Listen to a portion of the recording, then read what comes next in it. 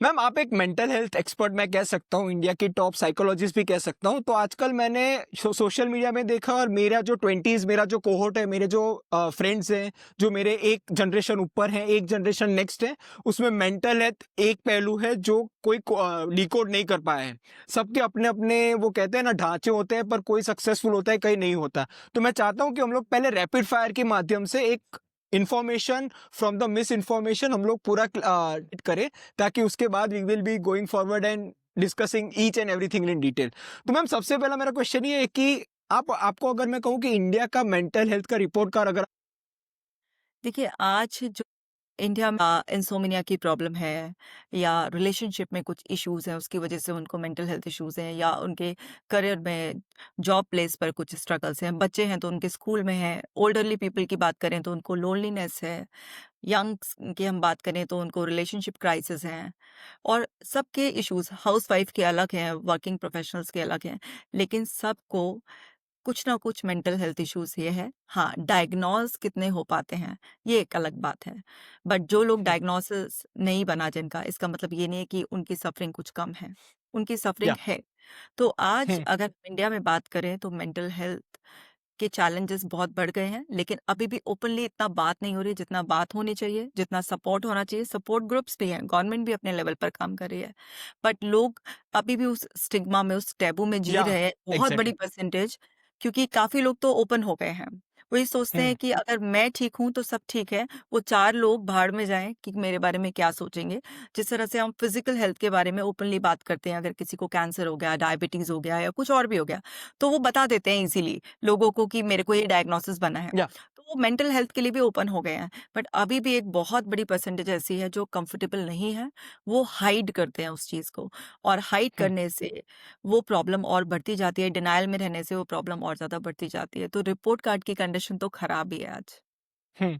Ma'am अगर आपको मैं पूछूं तो ये एज रिलेटेड कुछ आपको मतलब चॉइसेस या फिर फ्रीडम में आपको देखने को मिल रहा है कि जैसे कि आपने कहा कि कुछ लोग हैं जो एकदम वेलकमिंग है for therapy sessions and mental health awareness and all that. तो आपको लग रहा है कि जनरेशनल शिफ्ट आ रहा है कि मतलब जो मिडिल एज का है वो अभी भी टैबू या स्टिग्मा में है, और जो जेंजीज और मिलेनियल्स जो मेरी उम्र के हैं वो थोड़ा ओपन है thanks to the content also social media awareness like people like you. तो आपको वैसा डिफरेंस दिख रहा है कि अर्बन या रूरल ऐसा डिफरेंस, क्या-क्या डिफरेंसेस आप देख पा रहे हो?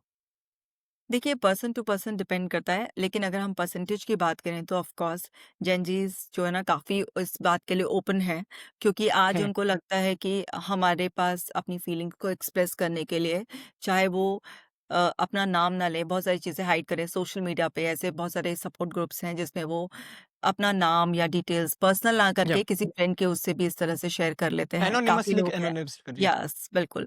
और मिडल एज वाले लोग भी हैं, लेकिन उनके साथ एक ये है कि क्योंकि उनकी जो चाइल्डहुड कंडीशनिंग है, उनके टाइम में ये था कि अगर किसी को मेंटल हेल्थ इश्यूज़ हैं, तो ज़रूर उसने कुछ बहुत बुरा किया है या कुछ हुँ, पुराने टाइम के उसके कर्म सामने आ रहे हैं, या हुँ, लोग उसको पागल समझ लेंगे, उसको बहुत ज़्यादा बिल्कुल अलग कर दिया जाएगा सोसाइटी से, फिर उसको वर्क नहीं मिलेगा, उसके साथ लोग रहना नहीं चाहेंगे, शेम उसके हुँ, साथ बहुत ज़्यादा अटैच है। तो तुमने ही कुछ गलत किया होगा, इस वज़ह से तुम्हारी लाइफ़ में सफ़रिंग है। तो वो लोग हुँ, अभी इतना ज़्यादा ओपन नहीं है, क्योंकि वो एक्सेप्ट ही नहीं करते हैं इस चीज़ के लिए। हुँ, बट हुँ, जो हुँ, आज हमारा यंग जनरेशन है, वो डेफ़िनेटली वो इस चीज़ के लिए बहुत ज़्यादा ओपन है, वो ज़्यादा एक्सेप्ट हुँ, करते हैं और एक्सप्रेस भी करते हैं। और रही हुँ, बात ओल्डरली लोगों की, तो वहाँ पर डिपेंड करता है, बहुत कम परसेंटेज है जो इस बात को समझते हैं कि ये मेरे सोच के लेवल की प्रॉब्लम है, या मेरी लाइफ़ में कोई इंसिडेंट हुआ था, उसके बाद मेरे अंदर इस तरीके की प्रॉब्लम स्टार्ट हुई। उनको ऐसा लगता है कि ज़रूर या तो कोई फिज़िकल रीज़न्स हैं इसके, या फिर अब मतलब हो गया ये, इसके रीज़न्स कुछ नहीं है, लेकिन सोच बदलने से, लाइफ़स्टाइल बदलने से, खाना-पीना बदलने से मेरी प्रॉब्लम ठीक नहीं होने वाली है। अभी भी बहुत सारे लोग इस तरह से हैं, या उनको ऐसा है कि अब तो हमारी इतनी एज हो गई है, अब हुँ, क्या इतना इलाज करा कर करना, जितने भी 5-10 साल बचे हुए हैं, तो चलो कोई बात नहीं, कट जाएँगे जैसे कटेंगे। तो सबकी हुँ, हुँ, अलग-अलग सोच है। आपने कहा कि रूरल एरिया के या अर्बन एरिया के, अब मेरे पास ऐसे लोग भी हैं जो बिल्कुल ठेठ गाँव के हैं, लेकिन उनमें इतनी ज़्यादा समझ है कि किसी शहर के पढ़े-लिखे आदमी में नहीं होगी। वो अपने मेंटल हेल्थ चैलेंजेस को समझ रहे हैं। वो मुझे बताते हैं कि मैम आपकी वीडियो देखी, आप जो ब सिम्पटम्स के बारे में बात कर रहे थे, आप रूट कॉज़ के बारे में बात कर रहे थे। तो हमने जब उससे सब कनेक्ट किया तो मेरे को समझ में आ गया कि मेरे को प्रॉब्लम क्यों स्टार्ट हुई और मैं इससे बाहर आना चाहता हूँ और आप मुझे बाहर निकालिए। वो इतनी समझदारी की बात कर रहे हैं कि वो किसी तांत्रिक बाबा के पास नहीं जा रहे हैं और वो अपना इलाज करा एग्ज़ैक्टली। रहे हैं। घर वालों के अगेंस्ट जाकर वो इलाज करा रहे हैं। घर वाले बोल रहे हैं कि तेरे को झड़वाने ले जाते हैं, धागा बाँध ले, लेकिन वो कह रहे हैं नहीं, मुझे और वो सबसे लड़कर भी इलाज कराना चाह रहा है। और वहीं शहर वाले जिसके घर वाले बोल रहे हैं कि चलो तुम्हारा इलाज कराते हैं, तुम्हारी काउंसलिंग कराएँगे, थेरेपीज़ कराएँगे, तुम ठीक हो जाओगे। वो कह रहे हैं नहीं, मुझे ऐसी कोई प्रॉब्लम ही नहीं है। तुम ओके। ज़बरदस्ती यहाँ ले आए हो, तुम लोग पागल हो, तुम्हारा इलाज करवा दूँगा मैं मैम से। तो ऐसे भी हो रहे राइट। हैं। डिपेंड करता हुँ, है पर्सन टू पर्सन। बट हाँ, हुँ, ज़्यादा हुँ। एक्सेप्टेंस ऑफ कोर्स अगर आप एजुकेटेड हैं, आप अवेयर हैं इन चीज़ों के लिए, तो आपको एक्सेप्टेंस भी थोड़ी जल्दी आ जाती है। और आप जितने यंग हैं, क्योंकि आजकल ना नॉर्मलाइज़ कर दिया गया है कि हाँ, इस तरीके के चैलेंजेस हो सकते हैं। तो आज हमारे जो यंग बच्चे हैं, वो ज़्यादा इस चीज़ को एक्सेप्ट करते हैं। हुँ, हुँ। मैम एक कॉमन मैं कहूँगा कि मिसइन्फॉर्मेशन तो नहीं पर मिसकंसेप्शन होता है, मिसअंडरस्टैंडिंग होती है कि साइकियाट्रिस्ट और साइकोलॉजिस्ट में डिफरेंस क्या होता है? तो वो आप थोड़ा समझा देंगी क्योंकि मुझे लगता है सोशल मीडिया में अगर कोई मेंटल हेल्थ या दिमाग का डॉक्टर कहेंगे, तो वो कन्फ्यूज़ हो जाएगा, साइकियाट्रिस्ट के पास जाएँ, साइकोलॉजिस्ट के पास जाएँ और आज आज तो और कैसा है कि कोई किसी ने सर्टिफिकेशन 6 महीने का कर दिया, वो खुद को कह देता है कि मेंटल हेल्थ एक्सपर्ट। तो वो थोड़ा आप डेसिफर करेंगी तो हमें जानने में भी आसानी होगी गोइंग फॉरवर्ड। बिल्कुल। देखिए साइकियाट्रिस्ट और साइकोलॉजिस्ट में जो एक मेन डिफरेंस है कि आपके साइकियाट्रिस्ट आपकी बायोलॉजी को, आपकी जो केमिकल केमिस्ट्री है उसको रीसेट करने के लिए आपको मेडिकेशंस देते हैं। और जो साइकोलॉजिस्ट होते हैं, वो आपकी साइकी पे वर्क करते हैं। वो आपके थॉट प्रोसेस को समझते हैं, आपके बिहेवियर पैटर्न्स को समझते हैं, आपके चाइल्डहुड के बारे में जानते हैं, पूरा रूट कॉज़ पर वर्क करते हैं और नॉन मेडिसिनल अप्रोच अपनाते हैं। और काउंसलिंग, थेरेपीज़ के ज़रिए जिसमें हम लोग अलग-अलग थेरेपीज़ जैसे सीबीटी है, कॉग्निटिव बिहेवियर थेरेपी, जो आपके थॉट्स, आपके इमोशंस एंड आपके बिहेवियर के बीच के स्ट्रॉन्ग कनेक्शन को बताती है, आपकी थिंकिंग एरर्स को पकड़ना सिखाती है, आपको बिहेवियरल एक्सपेरिमेंट करने के लिए मोटिवेट करती है। इस तरह से वो आपके डिफेंस मैकेनिज़्म आप कौन-कौन से इस्तेमाल कर रहे हैं, वो सब चीज़ें से आपके माइंड की रिफ्रेमिंग करती है।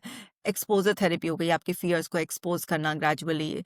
एक्सेप्टेंस एंड कमिटमेंट थेरेपी हो गई कि जो आपके मन में विचार आ रहे हैं, उन्हें फाइट मत करो, उन्हें एक्सेप्ट करो और अपनी एनर्जी को आप चैनलाइज़ करो। इस तरह से तमाम थेरेपीज़ चेंज कर कर आपकी जो फूड एंड मूड का बहुत स्ट्रॉन्ग कनेक्शन है, आपकी सोच और आपके सारे के सारे केमिकल केमिस्ट्री। तो हम ना बिना मेडिसिन के तरीके से आपके अंदर की वो सारी केमिस्ट्री को रीसेट करते हैं, फिज़िकल लेवल पर भी, आपके साइकोलॉजिकल लेवल पे भी, इमोशनल लेवल पर भी, बिहेवियरल लेवल पर भी और इवन मेटाफिज़िकल लेवल पर, एनर्जी लेवल पर भी करते हैं।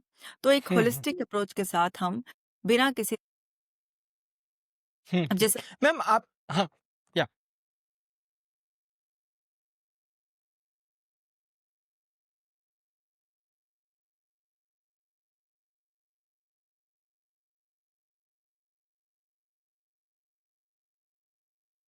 राइट,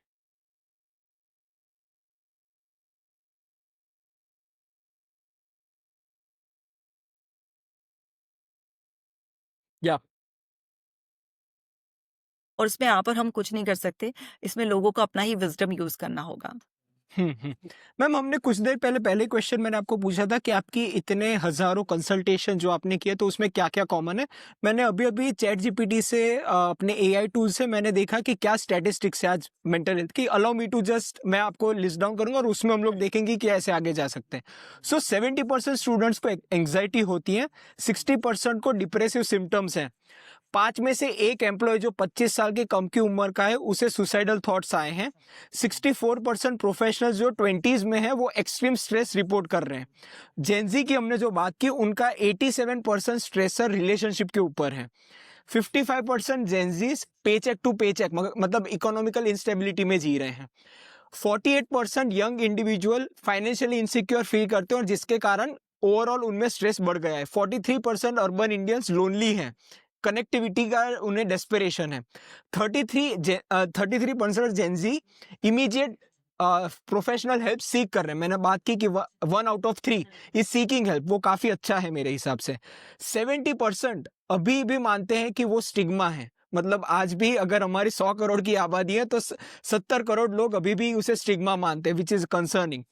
23% टीन्स अभी स्लीप डिप्राइव्ड हैं और हर Indian youth minimum 5 to 7 hours social media use करता है।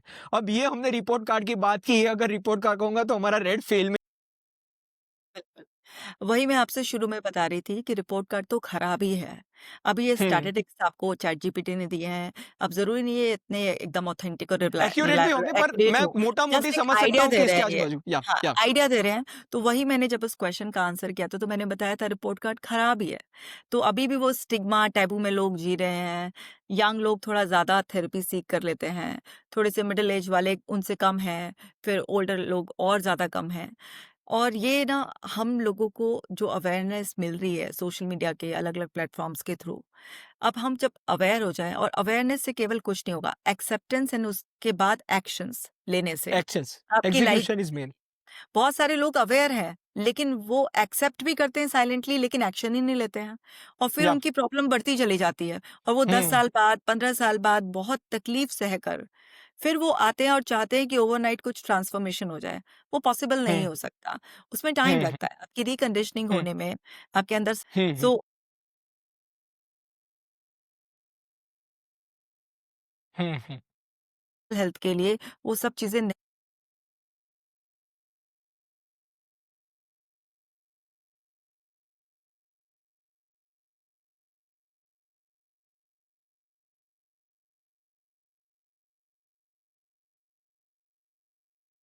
हुँ,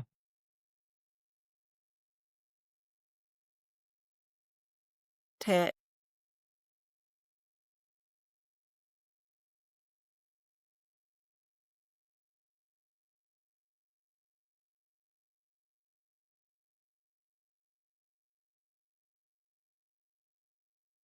हुँ।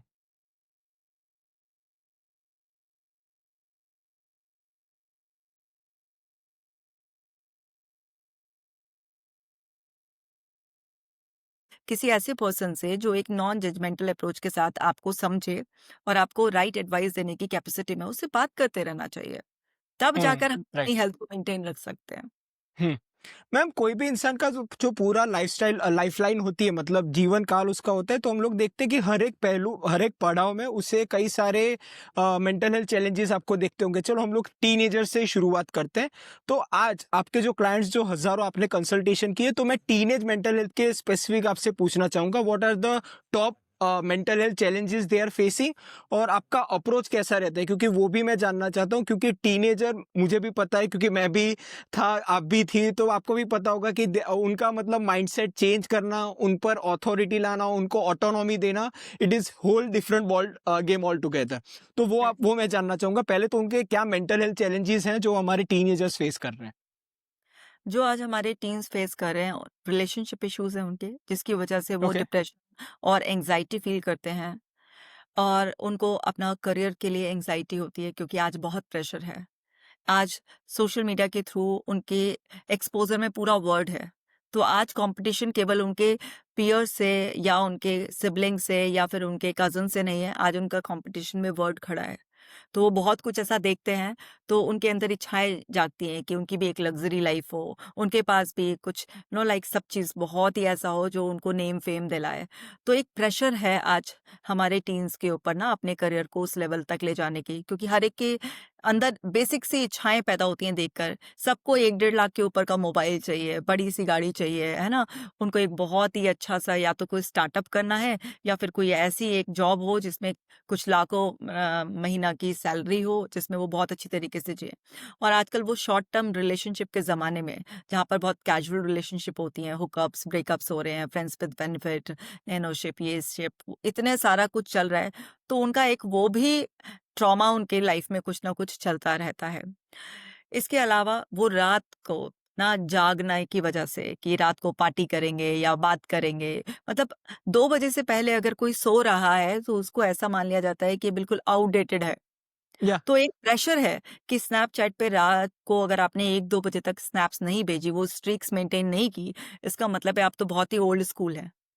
हुँ, तो रात को जब आप ना देर से जाग रहे हो, सुबह आपको अपने स्कूल कॉलेज भी जाना है और फिर आपकी नींद पूरी नहीं हो रही है, आपकी डे की एनर्जी सारी की सारी खराब हो रही है, तो वो उसके स्लीपिंग इश्यूज़ भी उनमें बहुत ज़्यादा हैं। उसकी वजह से अन्य से एकदम ब्रेन का फॉगी होना, एक एंग्जायटी होना, लो कॉन्फिडेंस होना, सबके अपने-अपने इश्यूज़ हैं, लेकिन जो कॉमन इश्यूज़ लेकर आते हैं मेरे पास, जो टीन्स आते हैं, उनको आज स्टडी के इतने चैलेंजेस नहीं है कि उनको ये प्रेशर है कि बहुत अच्छे मार्क्स स्कोर करने हैं। मार्क्स वो एवरेज भी कर रहा है, लेकिन उसको लाइफ चाहिए बहुत ही लग्ज़ूरियस, उसको बिल्ड ओके। करना है वो सब चीज़ें। और वो ये सोच रहा है कि आज मैं इन्फ्लुएंसर बन जाऊँगा, मैं सोशल मीडिया पे अपना कुछ वो रील्स बनाने लगूँगा, कि आज तो लोग उल्टी-सीधी हरकत करके भी पॉपुलर हो जाते हैं, तो उसको पढ़ाई की टेंशन नहीं है। उसको ये लग रहा है हुँ, कि मैं इस तरीके से कर लूँगा तो सब हो जाएगा। लेकिन उसको वहाँ से प्रेशर आ रहा है कि इतने सारे क्रिएटर्स हैं, इतना सब कुछ है, मैं वहाँ पर कैसे टिकूँगा? पहले पढ़ाई में कॉम्पिटिशन था, क्लासरूम में कॉम्पिटिशन था, अब इंस्टाग्राम पर, यूट्यूब पर कॉम्पिटिशन है। इतने सारे हुँ, क्रिएटर्स के बीच में है। और कुछ लोग ओके। हैं जो भी पढ़ाई को लेके काफ़ी सीरियस हैं। उसके हुँ, कोई रिलेशनशिप के इश्यू में फँस गया है, तो किसी को अगर उसके मन मुताबिक लाइफ़ नहीं चल रही है, तो उस वजह से उसको प्रॉब्लम है। किसी के ऊपर अभी भी पेरेंट्स का प्रेशर है।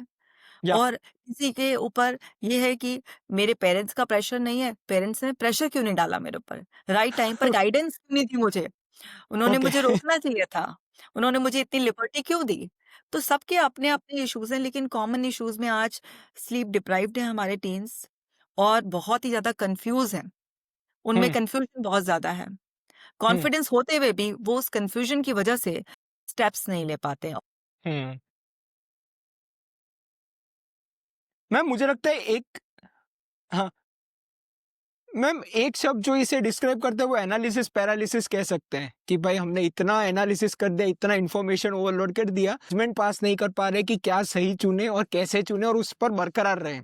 जैसे कि आपने कहा कि उनकी काफ़ी शिफ्टिंग मेंटालिटी होती है, जो नॉर्मल भी होती है, टीनेज एज भी वैसी होती है, you are still exploring the world and all that. Ma'am इसमें 3-4 पहलू मैं जानना चाहूँगा। सबसे पहला आपने सोशल मीडिया का बात की। मैम इंस्टाग्राम और जो हमारे स्नैपचैट और जो आपने कहा उसमें आजकल क्या हो गया है कि उससे आपकी जो कंपैरिजन की जो थी, जो कहते हैं ना कि जो आपकी रेंज पहले था कि हमारे माहौल में मतलब मोहल्ले में या फिर स्कूल में या फिर उन्हीं के साथ हम लोग कंपेयर कर रहे थे। मान लो आज 16 साल का लड़का है तो वो अपने स्कूल में जो बाकी 20-25 लोग उसके क्लास के लड़के हैं उन्हीं के साथ compete करता था आज से 20-25 साल पहले। पर आज पूरा समंदर उसके लिए मतलब फैला हुआ है कि भाई हुँ। वो यूएस में बैठे-बैठे कोई न्यूयॉर्क में जो टीनेजर जो उसके साथ उसके जैसा ही है, उसके उम्र का ही उसके साथ वो कंपेयर करता है।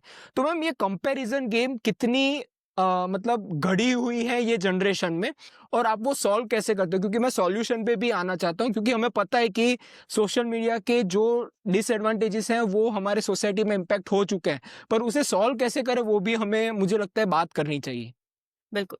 अ, अभी मैं यही बोल रही थी कि आज हमारे कंपैरिज़न में वर्ड खड़ा है और आज कज़िन से, पीयर से, सिबलिंग से कंपैरिज़न नहीं है, चंद लोगों से नहीं है, पूरे वर्ड से है। तो उसमें FOMO, fear of missing out, या एग्ज़ैक्टली। बहुत ज़्यादा ना सबके अंदर इतना ज़्यादा डीप डाउन बिल्कुल इनग्रेन्ड हो गया है कि उनके अंदर उनकी सेल्फ इमेज बहुत छोटी हो जाती है उससे। उनको लगता है वो इंफीरियर हैं। देखो कितने लोग कितना-कितना कुछ कर रहे हैं। वो जो उनको स्क्रीन पर दिखता है एक फाइनल जो एक आउटपुट दिखता है ना, पूरा एडिटेड आउटकम दिखाई एडिटेड देता है। होता है मैम हम दोनों ने एडिटेड होता है, सोशल सब कुछ मीडिया के बहुत हमें पता फ़िल्टर्स होता के है। साथ होता है और या पता नहीं कितने शॉट्स लेने के बाद वो सब होता है और पता नहीं कितना या कुछ बोरो कर कर भी लोग ऐसे सोशल मीडिया पे प्रेज़ेंट कर देते हैं। लेकिन वो रियलिटी तो उनके सामने नहीं है, उनके सामने तो हुँ, फाइनल आउटकम जो है दिखाया गया है वो है। तो उसकी वजह से वो उस चीज़ पर बिलीव कर लेते हैं और बहुत सारे लोगों के अंदर इन्फीरियरिटी डेवलप हो जाती है और हुँ, उनका कॉन्फिडेंस लो होता चला जाता है। उनको ऐसा लगता है कि मैं तो इस कॉम्पिटिशन से आउट ही हूँ क्योंकि मेरे पास इतने रिसोर्सेज़ नहीं है, मेरे पास इतना सपोर्ट नहीं है, मेरे पास इतने अच्छे आइडियाज़ नहीं हैं। वो कुछ लोग तो इस तरह से टेंशन में ही आ जाते हैं और वो एनालिसिस पैरालिसिस में स्टक हो जाते हैं, छोटे से भी एक्शन नहीं ले पाते। रियल सेल्फ की एक्सेप्टेंस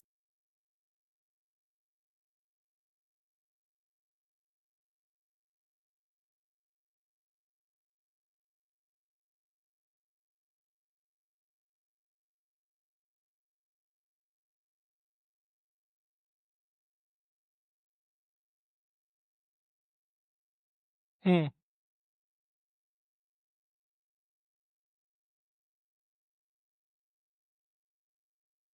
और जब तक हुँ, वो करेक्शन दिखाई देते रहेंगे, हमें लगेगा कि पिक्चर अभी परफेक्ट नहीं है, तो आप स्टेप नहीं ले पाओगे। तो हम उनको बताते हैं परफेक्शन एक इल्यूज़न है, आपको परफेक्शन के चक्कर में नहीं पड़ना है और ये जो सोशल मीडिया का वर्ड है, ये एक फेक वर्ड है, बहुत ही फ़िल्टर्ड हुँ, वर्ड है। अगर आप इसे रॉ देखोगे ना, तो आप तब रियलिटी समझोगे और आप अपने आप को फुली एक्सेप्ट करो, क्योंकि आप कितना भी दूसरे से कंपैरिजन करोगे, दूसरे को कॉपी करोगे, आप हमेशा कॉपी रहोगे और कॉपी की कोई वैल्यू नहीं होती है, वैल्यू हमेशा ओरिजिनल की होती है। तो इन सब राइट। चीज़ों पर बहुत डीपली उनसे बातचीत की जाती है और डीप बात कर कर सबसे पहले उनके अंदर की इन्फीरिटी को, उनके अंदर के कन्फ्यूजन को दूर किया जाता है, उनके कॉन्फिडेंस लेवल को बढ़ाया जाता है, उनसे पूरा बात करके कि वो किस चीज़ के लिए बने हैं। क्योंकि कोई भी किसी भी फील्ड में कितना भी ग्रो कर सकता है, लेकिन ज़रूरी नहीं कि हर फील्ड आपके लिए हो। तो आपके लिए कौन-सा बेस्ट है? क्योंकि जो बेस्ट है ज़रूरी नहीं है वो आपके लिए बेस्ट हो। तो या आपके लिए क्या बेस्ट है, उस पर बात की जाती है और उनको एक्सेप्टेंस दिलाकर पूरा एक स्ट्रैटेजी पूरा कि आपके पास ये एग्ज़िस्टिंग रिसोर्सेज़ हैं या आपके पास सपोर्ट है, आप इतना मोटिवेटेड हैं इस चीज़ के लिए और इतना डिसिप्लिन्ड रहने के लिए तैयार हैं, क्योंकि मोटिवेशन तो आज है कल चला जाएगा। लेकिन या आप कितना डिसिप्लिन रहने के लिए तैयार हैं, उन लो मूड डेज़ में भी, जब कोई सपोर्ट भी नहीं है, तब भी आप क्या कंसिस्टेंसी से, डिसिप्लिन से इसको फ़ॉलो करने के लिए तैयार हैं? अगर आप तैयार हैं, तो ये आपका रियल कॉलिंग है, आपका ट्रू पैशन है। अदरवाइज़ जस्ट ये एक बबल की तरह आएगा और चला जाएगा, क्योंकि आपने किसी और को देख लिया है और आप ये सोच हम्म रहे हैं कि मुझे भी ऐसा कर लेना चाहिए और मेरी लाइफ़ भी सेट हो जाएगी। लेकिन आप हम्म उसे लगातार नहीं कर पाओगे। तो बहुत डीपली हम सारा जो भी हमारे सामने होता है उससे बात करते हैं और फिर उसको जब हम उस जो सोशल हम्म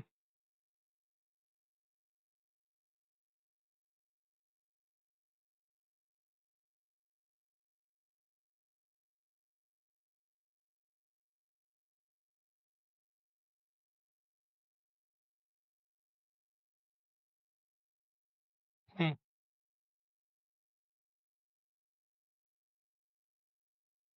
हम्म और ये एक अनफेयर कंपैरिजन ने ही आपको इंफीरियर फील कराया, आपको कंफ्यूज किया और आपको हर समय एक एंजाइटी दी कि कुछ तो आपसे छूट रहा है, कुछ तो आप कम कर रहे हैं और आपके अंदर अननेसेसरी एक हर चीज परफेक्ट करने का और हर समय अपने आप को प्रेशर में रखने का ये जो पैटर्न बन गया है, ये आपको स्लीपलेस नाइट दे रहा है, ये आपको हम्म ओवरथिंकिंग के लूप में फंसा रहा है, ये आपको एक्शन लेने रहे हैं या फिर अपने आप को सैबोटाज कर रहे हैं और आप बार-बार अपने ही दुश्मन बन रहे हैं, कर रहे हैं, फिर आप उसको रीचेक कर रहे हैं, आप अपने रिसोर्सेज वेस्ट कर रहे हैं।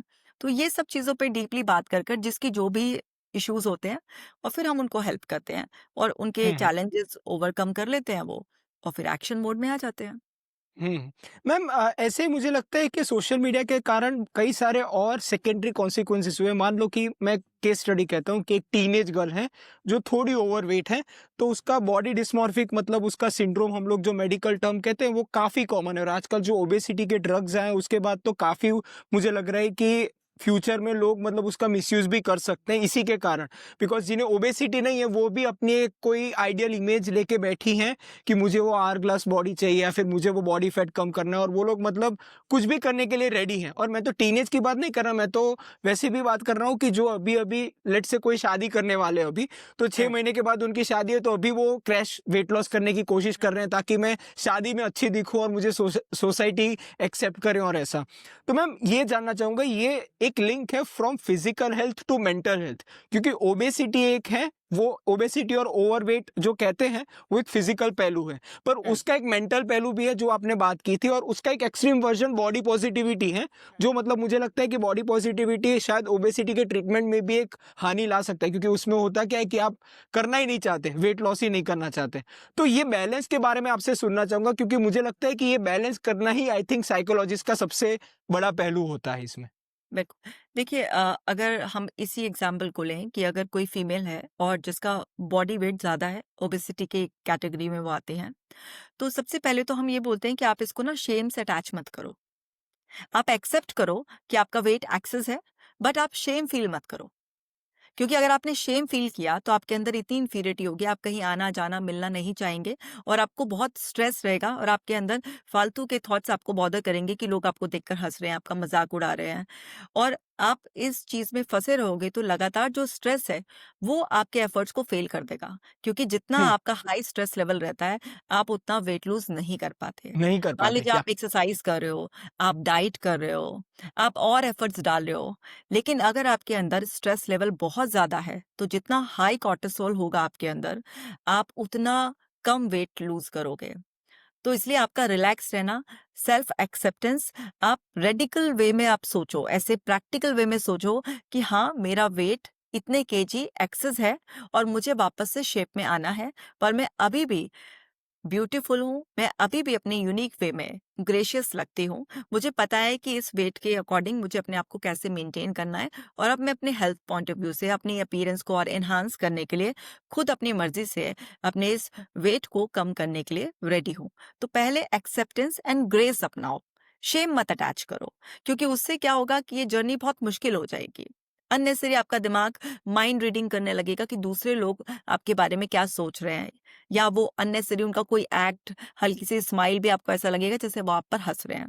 तो या उस चीज़ से हम बचाना चाहते हैं और इसलिए हम पहले एक्सेप्टेंस और ग्रेस से उसको जोड़ते हैं।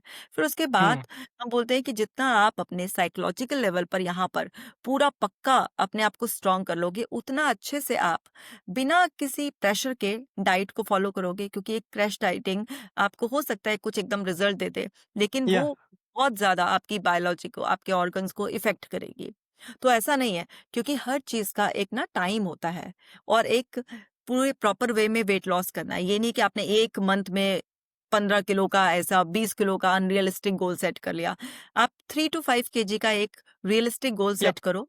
आप एक्सरसाइज़ भी करो, डाइट भी करो, एंड प्लस जो हम साइकोलॉजिकल उनको टेक्निक्स बताते हैं, हम बोलते हैं कि आप ना सबसे पहले अपने स्लिम वर्ज़न में, अपने सबकॉन्शियस माइंड में अपनी इमेज को सेट कर लो।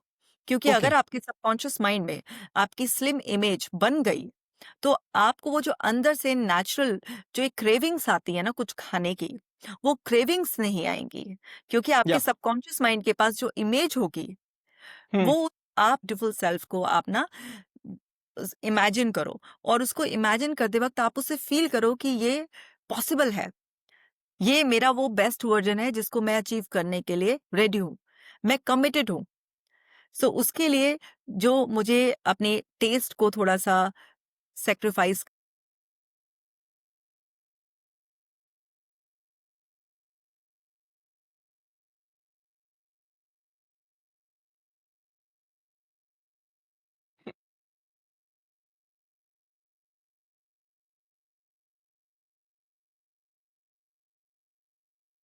हुँ, हुँ,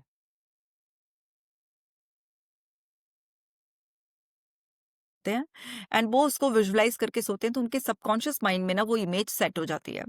ओके। और जैसे ही आपके सबकॉन्शियस माइंड में वो इमेज सेट हो गई, तो नेचुरल जो क्रेविंग्स हैं वो अपने आप ही बिल्कुल ना के बराबर हो जाती हैं, और फिर इंसान अपने गोल पर कमिटेड रह पाता है, क्योंकि अगर आपका एक बार माइंड सेट हो गया तो आपकी लाइफ सेट हो गई। हुँ, ये सब कुछ माइंड से ही चल रहा है। लेकिन अगर यहाँ पर ना वो है, पता नहीं होगा, नहीं होगा, मैं कर पाऊँगी, नहीं कर पाऊँगी, या आपका ये बिलीफ है मेरा तो कंट्रोल ही नहीं होता, मैं 2-4 हुँ, दिन करती हूँ फिर उसके बाद नहीं होता, या मेरा तो वेट लॉस होता ही नहीं है, मेरे को तो पानी भी लग जाता है, मेरे को तो हवा भी लग जाती है, ना मैं तो इतना खाती नहीं हूँ लेकिन फिर भी ऐसा। अगर आपके कुछ भी इस तरीके के बिलीफ हैं, ये सारे लिमिटिंग बिलीफ हैं। हुँ, ये सारे वो बिलीफ हैं जो आपको रिस्पॉन्सिबिलिटी लेने से और कंसिस्टेंट होने से रोकेंगे। तो हुँ, हम एक पर्सन का, जिसका चाहे वो वेट लॉस का गोल है, जॉब पाने का गोल है, या कुछ भी है, तो हुँ, हम ना उसके बिलीफ देखते हैं कि कहीं कोई लिमिटिंग बिलीफ तो नहीं है उसके, जो उसको रिस्ट्रिक्ट कर रहे हैं। तो सबसे पहले उसकी लिमिटिंग बिलीफ को तोड़ते हैं, उसके अंदर की इमेज को, क्योंकि उसके अंदर अगर शेम की और अपने उसी मोटापे की इमेज है, तो उसकी इमेज जब तक अंदर से रिप्लेस नहीं होगी, बाहर से वो पतला हो ही नहीं सकता।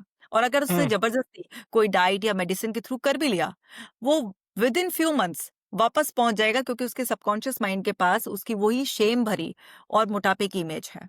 और उसके हुँ, वही लिमिटिंग बिलीफ हैं कि मेरा तो कभी हो ही नहीं सकता। तो वो वापस वहीं पर उसका सबकॉन्शियस माइंड उसको ले आएगा। राइट। हुँ, हुँ, मैम अब आते हैं हमारे 20s ग्रुप के में, जिसमें मैं भी हूँ अभी। मैम हुँ। हमारे जो ये ग्रुप है वो कहते हैं कि दे आर द फ्यूचर, मतलब कहते हैं ना कि एक कंट्री का फ्यूचर यूथ डिसाइड करता है, और मुझे लगता है 20s इज़ द प्राइम, जहाँ मतलब इंसान के पास एनर्जी भी होती है, टाइम भी होता है, सिर्फ पैसा नहीं होता, पर चेंज या रिवॉल्यूशन यही लोग करते हैं। और इसके कारण कई सारे मेंटल हेल्थ के लिए वल्नरेबल भी ये लोग होते हैं, क्योंकि वो जो चाहते हैं वो मतलब वहाँ पहुँचने के लिए टाइम लगता है, अनसर्टेनिटी होती है, कई फेलियर्स होते हैं। तो मैं जो हमारे mental health challenges for this group है उन पर आपसे बात करना चाहूँगा। मैंने देखा था कि एंग्जायटी एक होती है, डिप्रेशन होता है, फेसिंग अनसर्टेन फ्यूचर होता है, जिससे वो पैनिक अटैक्स आते हैं। फिर एक स्लीप डिप्राइवेशन जो इंसोम्निया है वो काफ़ी होता है, related to work stress and all that.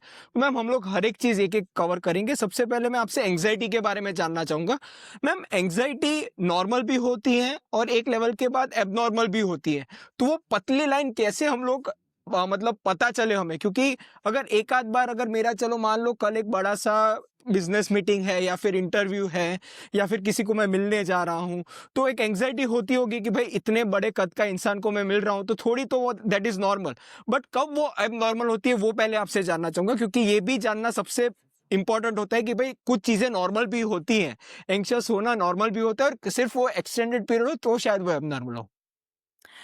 Anxiety हम सबको फ़ील होती है। एक होती है एक्यूट एंग्ज़ायटी, जो कि अगर आपका कोई परफ़ॉर्मेंस है, कोई एग्ज़ाम आ रहा है, कुछ भी ऐसा है जो कि थोड़ा-सा आपकी और अटेंशन चाह रहा है, आपके और एफ़र्ट्स चाह रहा है, जिसमें कहीं पर आपको कुछ परफ़ॉर्म करना है, लोग आपको इवैल्यूएट करेंगे, जज करेंगे, उसके से रिलेटेड आपका कुछ बेनिफिट जुड़ा हुआ है, अगर आप अच्छे से परफॉर्म नहीं कर पाए तो आपका कोई लॉस जुड़ा हुआ है। तो इस तरीके के कोई भी इवेंट्स आते हैं, ऐसी सिचुएशंस आती हैं, तो बहुत ही नॉर्मल है, नेचुरल है कि हम सब थोड़ा-सा ना उस टाइम पर स्ट्रेस्ड होते हैं, हल्का-सा एंग्शियस फील करते हैं, और वो एंग्जायटी हमें किक देती है, फोर्स देती है, हमें मोटिवेट करती है, और हम ज़्यादा अलर्ट रहते हैं, और हम उस चीज़ को जैसे ही फेस करते हैं, तो वो अपने आप ही ड्रॉप हो जाती है। या तो ये सब नॉर्मल है और सबके साथ होता है, और ये होना भी चाहिए, ये पुश हमें मिलना भी चाहिए। अगर हमें हुँ, इतना भी एंग्जायटी नहीं होगी, अगर एक बच्चे का एग्ज़ाम है और उसे एग्ज़ाम से पहले हल्का-सा भी डर नहीं लगेगा कि मैं पढ़ा नहीं, मैंने अच्छे से एग्ज़ाम नहीं दिया तो मैं फेल हो जाऊँगा, तो फिर हम सब बहुत ही पैसिव मोड में चले जाएँगे हुँ, और हम उतने एफर्ट्स डाल ही नहीं पाएँगे। तो थोड़ा-सा फ़ियर हेल्दी वे में होना बहुत ज़रूरी है। वरना बहुत रिलैक्स उसमें कभी भी हम अपनी कैपेसिटीज़ को एक्सपेंड नहीं कर पाते। तो ये तो बिल्कुल नॉर्मल राइट। है। लेकिन एक होती है क्रॉनिक एंग्ज़ायटी। आप एक जर्नलाइज़्ड वे में एंग्ज़ियस फ़ील करने लगे हैं, छोटी-छोटी बातों की अननेसेसरी वरी, और वो क्यों होती है? जब आप हर चीज़ सर्टेन चाहते हैं और लाइफ़ ओके। अनसर्टेन है। लेकिन या कुछ लोग बहुत इनटॉलरेंट होते हैं अनसर्टेनिटी के लिए, और फिर वो हर चीज़ सर्टेन करने के चक्कर में चिंता करना शुरू करते हैं, और वो उसके स्पाइरल में फँस जाते हैं बिल्कुल। फिर उनका दिमाग चेन बनाता रहता है और व्हाट इफ सिनेरियो में फँस जाता है, और बहुत ही वर्स्ट केस सिनेरियो भी, कैटास्ट्रोफिक सिनेरियोज़ भी वो प्लान करके फिर वो अज़्यूम्ड जो थॉट्स हैं उन्हें प्रेज़ेंट करने लगता है। और सर्टेन तो आप 100% श्योर तो हो नहीं सकते हैं। तो या ये लूप ना एंड ही नहीं होता इसलिए। तो इसका हुँ, इलाज है कि आपको अनसर्टेनिटी को एम्ब्रेस करना पड़ेगा, एक्सेप्ट करना पड़ेगा, एंड लाइफ के फ्लो में जाना पड़ेगा, और अपने आप को स्ट्रेंथ देनी पड़ेगी कि मैं लाइफ के फ्लो में रहने के लिए तैयार हूँ। लाइफ अनसर्टेन है, उसी में उसकी ब्यूटी है, और मैं इस वेव को राइड करने के लिए तैयार हूँ। जिस हुँ, वक़्त जो समय आएगा, उस वक़्त मेरे अंदर उतनी समझ भी आएगी, मेरे पास सपोर्ट भी होगा, और जब जो होगा तब का तब देखा जाएगा। अगर हुँ, ये बेफ़िक्री वाला माइंडसेट आपने बना लिया, तो आप अनसर्टेनिटी को एन्जॉय करने लगेंगे, हुँ, और आप कभी भी इतना एंग्ज़ियस नहीं होंगे कि आपके अंदर एक एंग्ज़ायटी का पैटर्न ही बन जाएगा। तो एंग्ज़ायटी नॉर्मल है, लेकिन एंग्ज़ायटी डिसऑर्डर, यानी कि जब आपका वो एक पैटर्न ही बन गया है कि कुछ भी नया होगा, लेकिन आप बिल्कुल छोटी-सी भी बात, ज़रा-सा भी वेरिएशन होगा, तो आप एकदम अनसर्टेन फ़ील करेंगे और एकदम एंग्ज़ायटी आपको हिट करेगी। हुँ, तो एंग्जायटी हिट ही तब करती है, anxiety is all about future, और फ्यूचर क्या हुँ, है? अननोन है, अनसर्टेन है, नया है। तो जब भी आप कुछ नया करने जाते हैं और उसके प्रति आपके अंदर दिलेरी नहीं है, एक्सेप्टेंस नहीं है, आप फ्लो स्टेट में नहीं हैं, तो आप एंग्ज़ियस फ़ील करेंगे, और फिर धीरे-धीरे, धीरे-धीरे ना इस नॉन एक्सेप्टेंस की वजह से आपके अंदर एक पैटर्न बन जाता है, और फिर वो आपके साथ ऐसे चलता है साथ में जैसे आपकी शैडो चल रही है। हुँ, वो धीरे-धीरे बढ़ता चला जाता है और फिर वो बॉडी के लेवल पर भी जब आ जाता है तो हार्ट बीट इरेगुलर फ़ील होना, ब्रेथलेस फ़ील होना, कभी चोकिंग सेंसेशन, बहुत palpitation, stomach issues, body aches, headache, nauseous feel करना, इस तरीके से कुछ लोगों को तो वॉमिट भी आ जाता है, कुछ लोगों को आईबीएस हो जाता है, कॉन्स्टिपेटेड रहते हैं या डायरिया के सिम्पटम्स आ जाते हैं। तो बहुत सारी ऐसी कंप्लेंट्स वो करते हैं, स्लीपलेस नाइट क्योंकि एंग्ज़ायटी आपकी स्लीप को भी डिस्टर्ब कर देती है। आपके बड़े इरेशनल फियर्स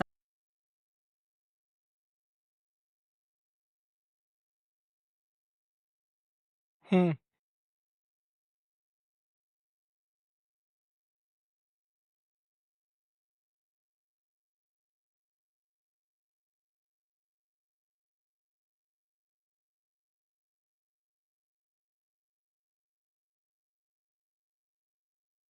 हुँ, और सोमैटिक लेवल पर बॉडी के लेवल पर जो होती है वो थ्रेटनिंग होती है। आदमी हुँ, जैसे उनको हार्ट में चेस्ट के पास कुछ प्रॉब्लम होती है तो उनको ऐसा लगता है कि उनको हार्ट अटैक आने वाला है। तो हुँ। उनको हेल्थ एंग्जायटी डेवलप हो वो जाती है पैनिक स्पेसिफिकली। अटैक तो अभी कैसा है कि मतलब वो नॉर्मलाइज़ कर दिया है, कि भई कुछ भी हाँ। होगा तो पैनिक अटैक आएगा ही और वो शॉक वैल्यू अब वो कहते हैं ना कि हर किसी को होती ही होती है। पैनिक अटैक्स तब आते हैं जब बॉडी ना बहुत ज़्यादा उस केमिकल केमिस्ट्री को मेंटेन कर केमिस्ट्री हम लेती है। मतलब साइकोसोमैटिक का मुझे लगता है उससे बेहतर कोई एग्ज़ाम्पल नहीं होगा कि मैं मतलब एग्ज़ैक्टली, ईज़िली एग्ज़ैक्टली। आपको मतलब एक्यूटली आपको अपनी बॉडी में लक्षण दिखने लगेंगे उसके। बहुत, बहुत ही ज़्यादा एकदम से ना और इतने स्ट्रॉन्ग सिम्पटम्स आते हैं, इंसान को लगता है कि अब उसकी डेथ ही हो जाएगी।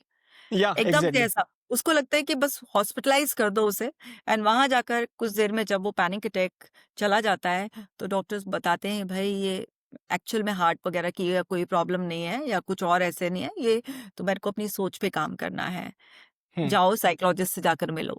बट जब पैनिक अटैक आते हैं तो बहुत स्केरी होते हैं, बहुत ज़्यादा। हुँ, या बहुत ही एकदम थ्रेटनिंग एक्सपीरियंस होता है। वो हुँ, जिनको होता है मतलब वो कहते हैं ना वही बता सकते हैं कि ये कितना स्केरी है, कितना ज़्यादा परेशान आपका हुँ, दिमाग ही आपका दुश्मन बन जाता है। या कई बार एग्ज़ैक्टली। आपका दिमाग आपको बहुत गलत सलाह देता है कि अब कुछ ठीक नहीं हो सकता, चलो लेट्स एंड द लाइफ इस तरीके के भी हुँ। सजेशन देने लगता है आपका दिमाग। बहुत ज़्यादा टॉर्चरिंग होता है।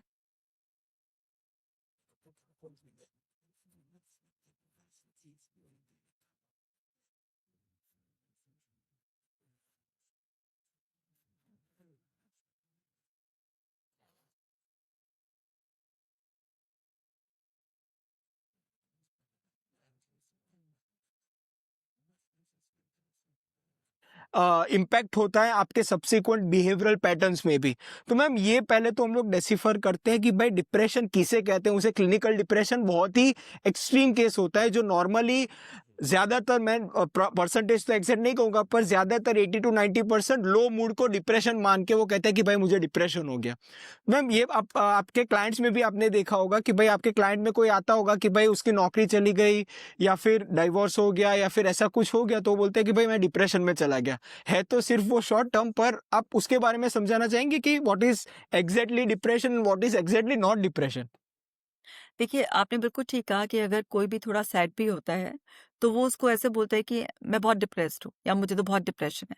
कभी-कभी थोड़ा-सा सिचुएशनल डिप्रेशन होता है, जैसे कुछ समय के लिए कि अगर किसी की जॉब चली गई है, तो वो लगातार एक लो मूड में है और 4-5 दिन, हफ्ता भर उसका मूड है कि बहुत ज़्यादा ना ठीक ही नहीं हो रहा है। थोड़ा बहुत हँसता है वो इंसान, लेकिन मोस्टली टाइम वो थोड़ा-सा लो ही फ़ील कर रहा है क्योंकि उसके दिमाग में बहुत ज़्यादा फ़ियर्स चल रहे हैं, फ्यूचर को लेकर बहुत ही ज़्यादा वो एंग्ज़ियस हो गया है, अनसर्टेनिटी उसके अंदर चल रही है। बट उसको भी हम ऐसे डिप्रेशन नहीं डायग्नोज़ करते हैं। हम देखते हैं कि अगर आपका एटलीस्ट 2 वीक्स तक लो मूड लगातार चल रहा है और कोई भी आपके आस-पास इवेंट हो रहा है, कोई भी पर्सन है, आपका एनवायरनमेंट चेंज हो रहा है, लेकिन आपके मूड में ज़रा-सा भी कुछ वेरिएशन नहीं आ रहा है। लगातार एक सैडनेस आपके अंदर बनी हुई है और वो सैडनेस नॉर्मल सैडनेस से अलग है। मतलब कोई ऐसा नहीं है कि कोई पर्टिकुलर इवेंट ही आपको हॉन्ट कर रहा है, बस आप सैड ही हैं लगातार और उस सैडनेस में आपकी बॉडी भी हुँ, आप उठना नहीं चाहते हैं, आपको डेली हाइजीन भी मेंटेन करना स्ट्रगल लग रहा है, आपको लोगों की आवाज़ें, लाइटें भी बॉदर करने लगी हैं। लोग हँस रहे हैं तो आपको ऐसा लग रहा है क्या ही रीज़न है? क्यों हँस रहे हैं? ये इतने खुश क्यों हैं? आपके अंदर ऐसा चल रहा है। या तो आप बिल्कुल खा नहीं रहे हैं या आपका ऐसा है कि बस ईटिंग से प्लेज़र आना स्टार्ट हो गया है, कि बस हुँ, खाओ, या आपको डार्कनेस बहुत ज़्यादा पसंद है कि बिल्कुल आप ना इस टाइम डार्क में रहना चाहते हैं। आपको लाइट, लोग सब बॉदर कर रहे हैं। आपको ऐसा लग रहा है कि बस मुझे अकेला छोड़ दो और नींद नहीं आ रही है आपको, लेकिन आप बस आँख बंद कर कर पड़े हैं और ज़रूरी नहीं कि आपके दिमाग में कुछ चल रहा है। कुछ लोगों के दिमाग में एक ही चीज़ बार-बार रिप्ले होने लग जाती है। किसी अगर किसी का ब्रेकअप हो गया उसकी वजह से वो एकदम सीवियर डिप्रेशन में आ गया, तो वो उस चीज़ के लिए नॉन एक्सेप्टेंस मोड में है। तो वही चीज़ का उसका रूमिनेशन चल रहा है दिमाग में और कुछ लोगों का दिमाग बिल्कुल ब्लैंक हो जाता है, कुछ नहीं चल रहा है। अब वो कुछ नहीं कहना चाहते हैं, ना खुद से ना किसी और से। बस वो चुपचाप से आँख बंद कर कर एक डार्क रूम में बहुत डिम लाइट में पड़े हुए हैं, किसी से बात नहीं करना चाहते हैं। और ये सारे सिम्पटम्स ना लगातार चल रहे हैं। तो वेरिएशन या तो बहुत कम खा रहे हैं, बहुत ज़्यादा खाना शुरू कर दिया है, बहुत सो रहे हैं, क्योंकि सोना बहुत ज़्यादा ओवर स्लीपिंग एक एस्केप है। वो बच रहे हैं किसी चीज़ से या फिर उनको नींद ही नहीं आ रही है, बिल्कुल नींद ही गायब हो गई है। तो जब ये सिम्पटम्स एटलीस्ट 2 वीक्स तक लगातार चलते हैं और किसी भी वजह से मूड चेंज नहीं हो रहा है, तो तब हम बताते हैं कि हाँ, आप अभी डिप्रेशन वाली स्टेट में ऐसे आ गए हैं जो एकदम मेंटेन हो गई है।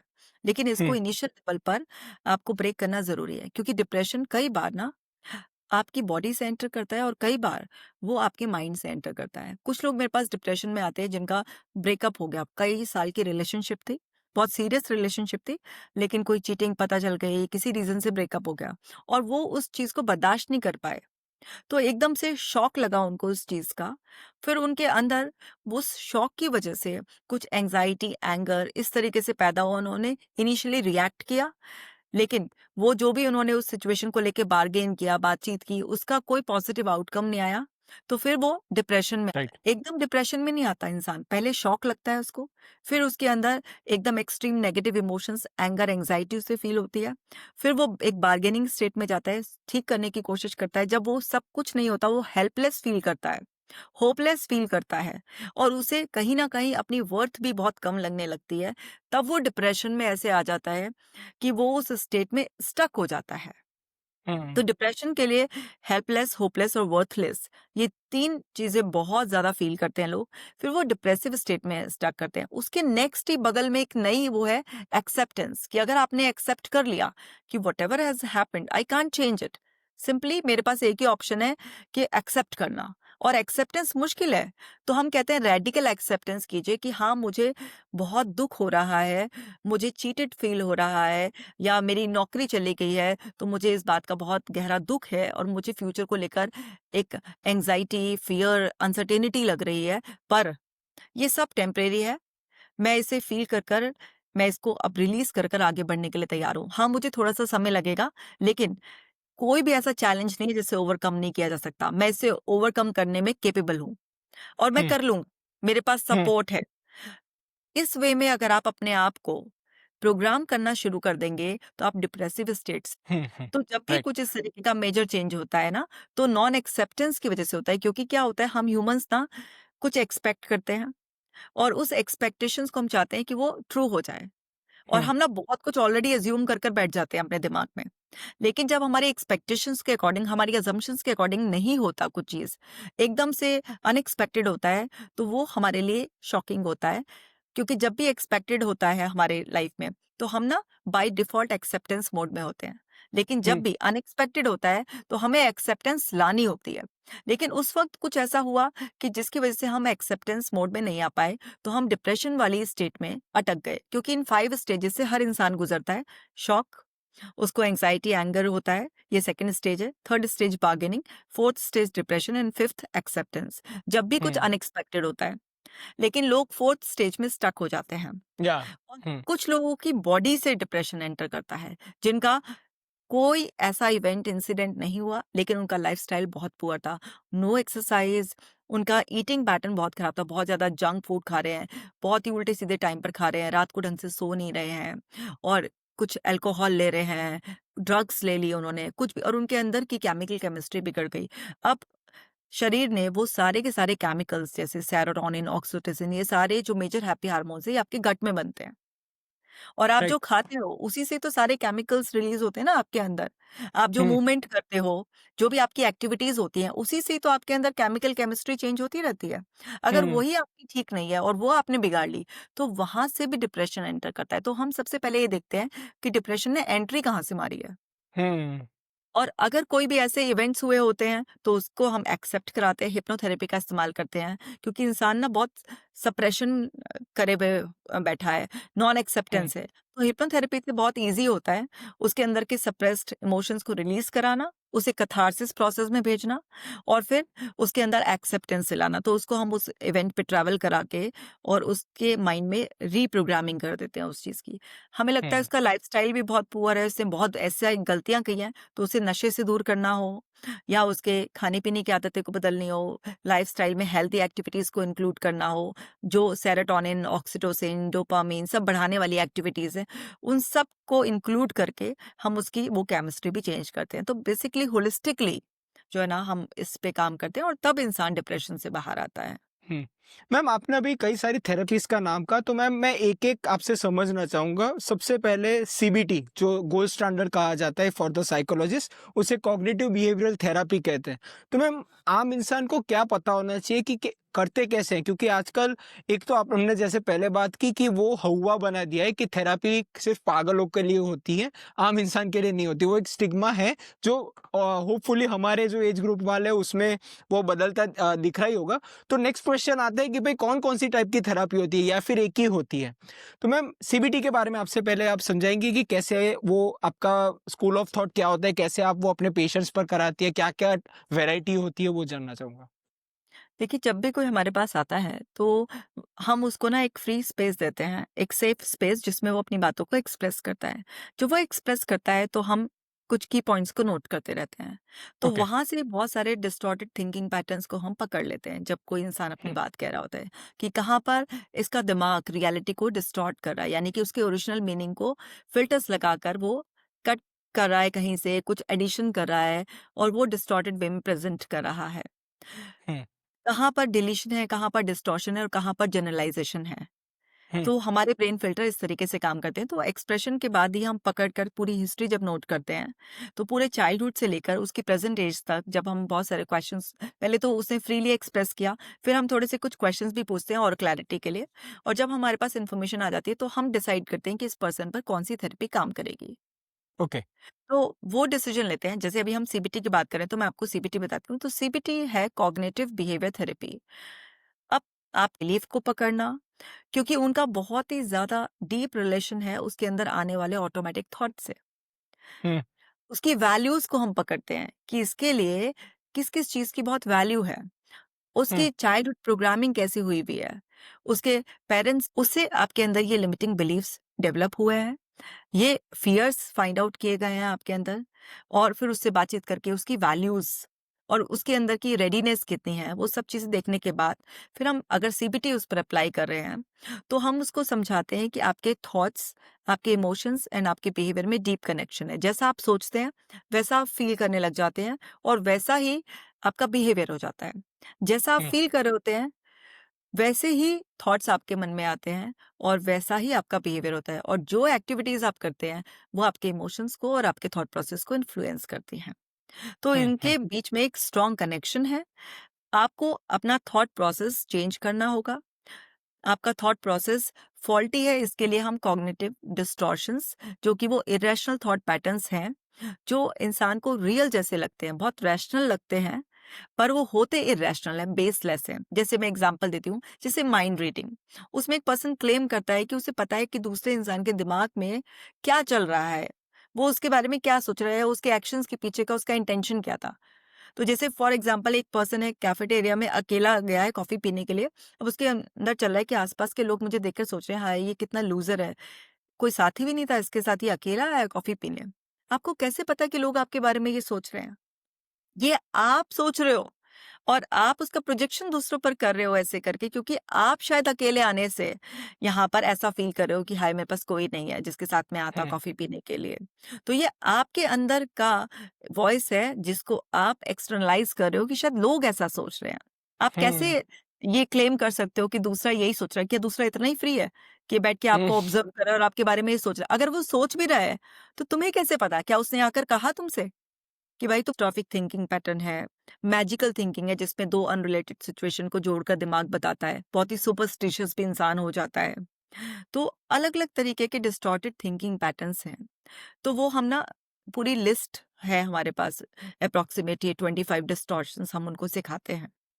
तो ओके, उसमें ना हम उनको बताते हैं कि देखिए लेबल करना सीखो अपने थॉट्स को। ओके। क्योंकि जब तक आप थॉट्स को नहीं लेबल करोगे नहीं, पकड़ोगे नहीं और उनके सोर्स को कि किस बिलीफ की वजह से, किस पास्ट एक्सपीरियंस की वजह से वो आ रही हैं। जैसे एक लड़का मेरे पास आया था तो उसकी मदर ने उसको बार-बार रिपीटेडली बोला था कि लोग बहुत मक्कार होते हैं, लोग बहुत मक्कार होते हैं, बेटा किसी का भरोसा नहीं करना। लोग बहुत मक्कार होते हैं, किसी का भरोसा बिल्कुल नहीं करना क्योंकि लोग ना अपना बनकर चीट करते हैं, धोखा देते हैं।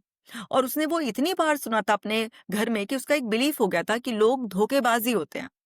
तो हुँ, वो हुँ, अपने किसी भी दोस्त पर ट्रस्ट नहीं कर पाता था, सबसे बहुत सीक्रेट्स रखता था। इसकी वजह से ना उसकी बड़ी फ्रेंडशिप्स खराब हो जाती थी। और वो बहुत परेशान था कि उसकी रिलेशनशिप किसी से भी ढंग से टिकती ही नहीं है, क्योंकि उसको डाउट हुँ, होता है कि ये अच्छा बन के दिखा रहा है, ये मेरे सीक्रेट्स जान लेगा और फिर ये मुझे चीट करेगा। तो फिर हमने उसको समझाया कि पीछे का ये जो बिलीफ जो आपने अपनी मदर से जो उन्होंने कहा था उस रेफरेंस से जो आपके अंदर बना है, ये आपको ट्रस्ट नहीं कि ठीक है आपकी मदर हैं, लेकिन जो बिलीफ उन्होंने पास ऑन किया है, हो सकता है उनकी लाइफ के कोई एक्सपीरियंस खराब रहे हो, या किसी ने उनको क्लोज होकर चीट किया हो, बट आप जनरलाइज नहीं कर सकते ना इस चीज को। जस्ट आप ट्रस्ट करके देखो और अपने खुद के एक्सपीरियंसेस गैदर करो और फिर एक डिसीजन बनाओ कि किस लोग पर कितना ट्रस्ट किया जा सकता है। हुँ, कंप्लीटली आप पूरा सब कुछ बता दो ये भी नहीं कह रही हूँ मैं, लेकिन इतनी भी दुनिया और या लोग खराब नहीं है ना कि आप बिल्कुल किसी पे ट्रस्ट नहीं कर सकते हो। हुँ, तो जो आपकी मदर के लिए सही था, ज़रूरी नहीं है वो आपके लिए भी सही हो, लेकिन क्योंकि वो आपसे प्यार करती हैं, तो उनको ऐसा लगा कि जो अनप्लेज़ेंट एक्सपीरियंसेस मैंने किए, वो मेरे बेटे के साथ ना हो, इसलिए उन्होंने आपको ये पास ऑन कर दिया। पर ज़रूरी नहीं है जो हमारे पेरेंट्स से पास ऑन होकर आया है हमारे पास, वो सब सही हो। तो हुँ। आप अपने एक्सपीरियंसेस लो। तो इस तरीके से हम उनको ना हेल्प करते हैं कि आप अपना थॉट प्रोसेस चेंज करो, माइंडसेट करो मैम एंड बिहेव ऐसे लाइक मैम आपने ये जो बात की वो पहले तो मैं आपसे पहले भी पूछना चाह रहा था कि मैम ये कितना लंबा समय होता है? क्योंकि ये जो आपने एग्ज़ाम्पल दिया वो तो बचपन से उसकी मतलब कंडीशनिंग हुई होगी 20-25 साल तक। तो मैं पहले भी मैम आपसे पूछना चाह रहा था कि जो-जो हमने डिस्कस किया तो उसका कोई सेट टाइमर होता है? क्योंकि फिज़िकल में कैसा होता है 12 वीक, 16 वीक, 6 मंथ्स ऐसा डेडलाइन देते हैं कि भाई तब तक लैब रिपोर्ट्स देखेंगे, तब तक ये देखेंगे। मुझे लगता है मेंटल स्पेस ऐसी है कि उसमें कुछ ऐसा लग नहीं सकते, हो गया तो फिर 1 महीने में हो गया, नहीं तो साल तक भी करना पड़ेगा। तो क्या मैं सही हूँ कि आप उसमें कुछ सुधारना चाहेंगी? देखिए, अगर हम सीबीटी की बात करें तो उसमें जो हम पूरा सब सिखाते हैं, तो उसपे अगर हम सीबीटी को पूरे सेशंस को डिलीवर करने की बात करें तो हम उसका सीबीटी का पूरा वो कवर कर लेते हैं 16 टू 18 सेशंस में। ओके, लेकिन ओके। ज़रूरी नहीं है इतने में किसी का पूरा ट्रांसफॉर्मेशन भी हो जाए। उसको हुँ, एक कोर्स वो कर लेता है, अगर कोई ये कहे कि मुझे सीबीटी एज़ अ कोर्स करा दो आप। ठीक है, मुझे सीबीटी की सारी टेक्निक सिखा दीजिए आप। कॉग्निटिव रीस्ट्रक्चरिंग की, रिफ्रेमिंग की, तो सोक्रेटिव क्वेश्चंस होते हैं उसमें, डिस्टॉर्टेड थिंकिंग पैटर्न को पकड़ना, बिहेवियरल एक्सपेरिमेंट, कुछ एक्सपोज़र का हम ओके। उसको सिखा देते हैं इस तरीके से।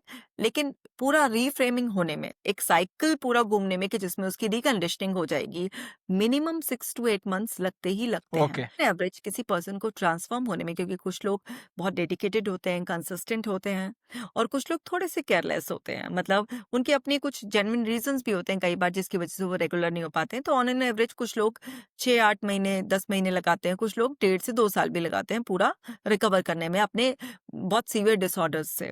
तो हम ऑन एन एवरेज 1 ईयर का एक टाइमलाइन बताते हैं कि आप पूरी तरीके से रीप्रोग्राम हो जाओगे। क्योंकि हुँ, ये हुँ। सारे कॉन्सेप्ट ना जितने सुनने में आसान लगते हैं, या लेकिन जब उनको प्रैक्टिस किया जाता है, क्योंकि आपकी वो जो पैटर्न्स बने हुए हैं ना, वो इतने स्ट्रेंथ मिल चुकी है उनको कि उनको रिप्लेस करना अपने आप में एक चैलेंज लगता है शुरुआत में। लेकिन हुँ, धीरे-धीरे जब आप रिपीट करते जाते हो अपने नए पैटर्न्स को, तो वो पुराने वालों को इस तरह से रिप्लेस कर देते हैं कि हुँ, हुँ। राइट। ये थोड़ा-सा टाइम टेक अवेयरनेस तो 1 मिनट में आ गई। जैसे उस लड़के की बात मैं आपको बताई थी, तो उसको पता चल गया कि यस, मैम इज़ 100% राइट कि वो सही कह रही हैं। मे मदर के एक्सपीरियंसेस ऐसे हुए थे।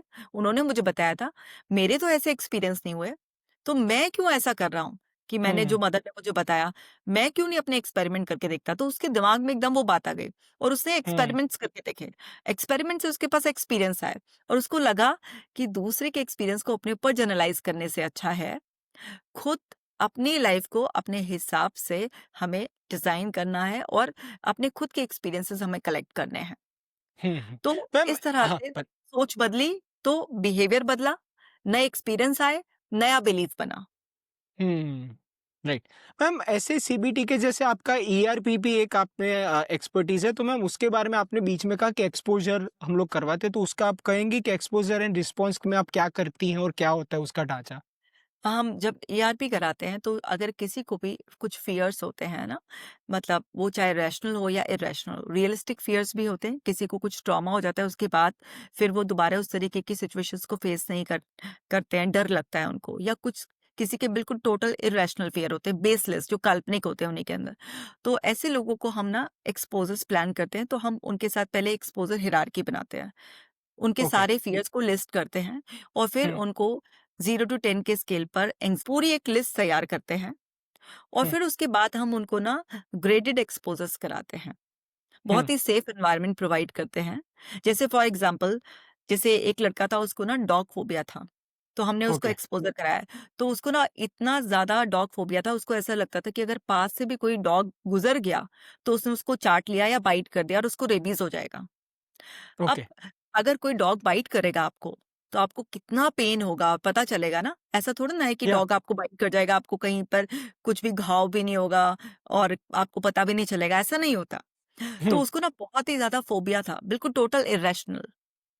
तो उसका पीछे का हमने बैकग्राउंड जब देखा, तो जब वो छोटा था 6 साल का, तो उसके ऊपर डॉग एक बार झपटा था और उसने पंजा मारा था। तो वहाँ से ओके। उसके माइंड ने फ़ियर कैच किया हुआ था, लेकिन अब वो 23 साल का भी हो गया था, लेकिन उसके अंदर डॉग्स को लेके बहुत ही ज़्यादा डर था और वो फ़ियर नहीं फ़ोबिया तक हो गया था, इरैशनल टोटली कि अगर पास से भी गुज़र रहा है तो उसको चाट लिया या काट लिया और उसको रेबीज़ हो जाएगा, इस हद तक पहुँच हुँ, गया था। हुँ, तो हमने क्या किया उसको एक्सपोज़र को प्लान किया, डॉग के फ़ोबिया से ओवरकम कराने के लिए। हमने सबसे पहले उसको ना डॉग की पिक्चर्स के साथ कंफर्टेबल किया। हम उसको ओके। डॉग की बड़ी स्क्रीन पर पिक्चर्स दिखाते थे, स्टिल पिक्चर्स जिसमें डॉग मूव नहीं कर रहा है हुँ, और बस उसको दूर से दिखाते थे। फिर धीरे-धीरे उसको पास से दिखाया और उसके बाद फिर उसको डॉग को स्टिल पिक्चर को इस तरीके से जैसे आप डॉग को सहला रहे हैं, इस तरीके से पिक्चर में ही। जब वो उसके साथ कंफर्टेबल हो गया तो हमने उसको डॉग की वीडियो चलवाई। जिसमें कि वो वीडियो देख रहा है और डॉग थोड़ा मूव कर रहा है, अपनी टेल को मूव कर रहा है ना? इस तरीके से या डॉग कुछ खा रहा है या बॉल उठा के ला रहा है, इस तरीके की।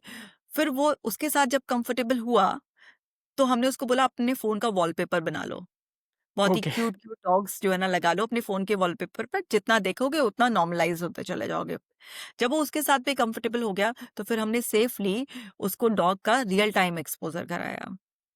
तो हमने उसको बहुत दूर से रियल डॉग को दिखाया और उसको रिस्पॉन्स आ रहा था क्योंकि वो फ़ोटो वीडियो के साथ तो कंफर्टेबल हुँ, हो गया था, लेकिन वो रियल में गया तो उसकी बॉडी ने फिर से रिस्पॉन्ड करना स्टार्ट किया क्योंकि वो जो उसके अंदर शॉकिंग एक्सपीरियंस था 6 साल की उम्र का, उसकी बॉडी ने अभी तक याद कर रखा था। तो वो हुँ, रिस्पॉन्स शुरू किया। तो वहाँ पर फिर हम लोग थे, पूरी टीम रहती है तो उसको बिल्कुल रिलैक्स करके कि सिचुएशन से अभी हमें एस्केप नहीं लेना है, यहीं पर रुको। तो जब वो दूर से 2-3 बार में कंफर्टेबल हुआ तो थोड़ा और पास, फिर थोड़ा और पास ऐसे करते-करते फाइनली उसको डॉग को बिल्कुल ऐसे जैसे डॉग के यहाँ पे सर पे ऐसे सहलाते हैं उस तक, फिर डॉग को पूरा चेन में बाँध के उसको घुमा रहा है वो डॉग को, बिस्किट खिला रहा है डॉग को, दूध डाल रहा है डॉग को, इस तरीके से एक्टिविटीज़ वो सब चीज़ें कराई। तो वो कंफर्टेबल होता चला गया, एकदम कंफर्टेबल और डॉग से रिलेटेड उसका फ़ियर चला गया कि भई हुँ, स्ट्रीट डॉग जो लग रहा है कि तुम्हें इसकी कंडीशन खराब है, उससे थोड़ा बच के रहो। क्योंकि अगर वो आपको बाइट कर लेगा तो आपको ऐसा खतरा है स्ट्रीट डॉग्स का भरोसा नहीं होता। बट हर हुँ, डॉग कभी किसी को काट भी लेता है तो ज़रूरी नहीं कि रेबीज़ ही हो जाएगा। हर डॉग हुँ, को रेबीज़ तो वो हुँ, सब चीज़ें जब बार-बार ऐसे हमने ग्रेजुअल एक्सपोज़र कराया, धीरे-धीरे उसका लेवल बढ़ाते गए, तो वो डॉग के फ़ोबिया से बाहर हो गया। तो हम एक्सपोज़र थेरेपी में प्रैक्टिकल कराते हैं।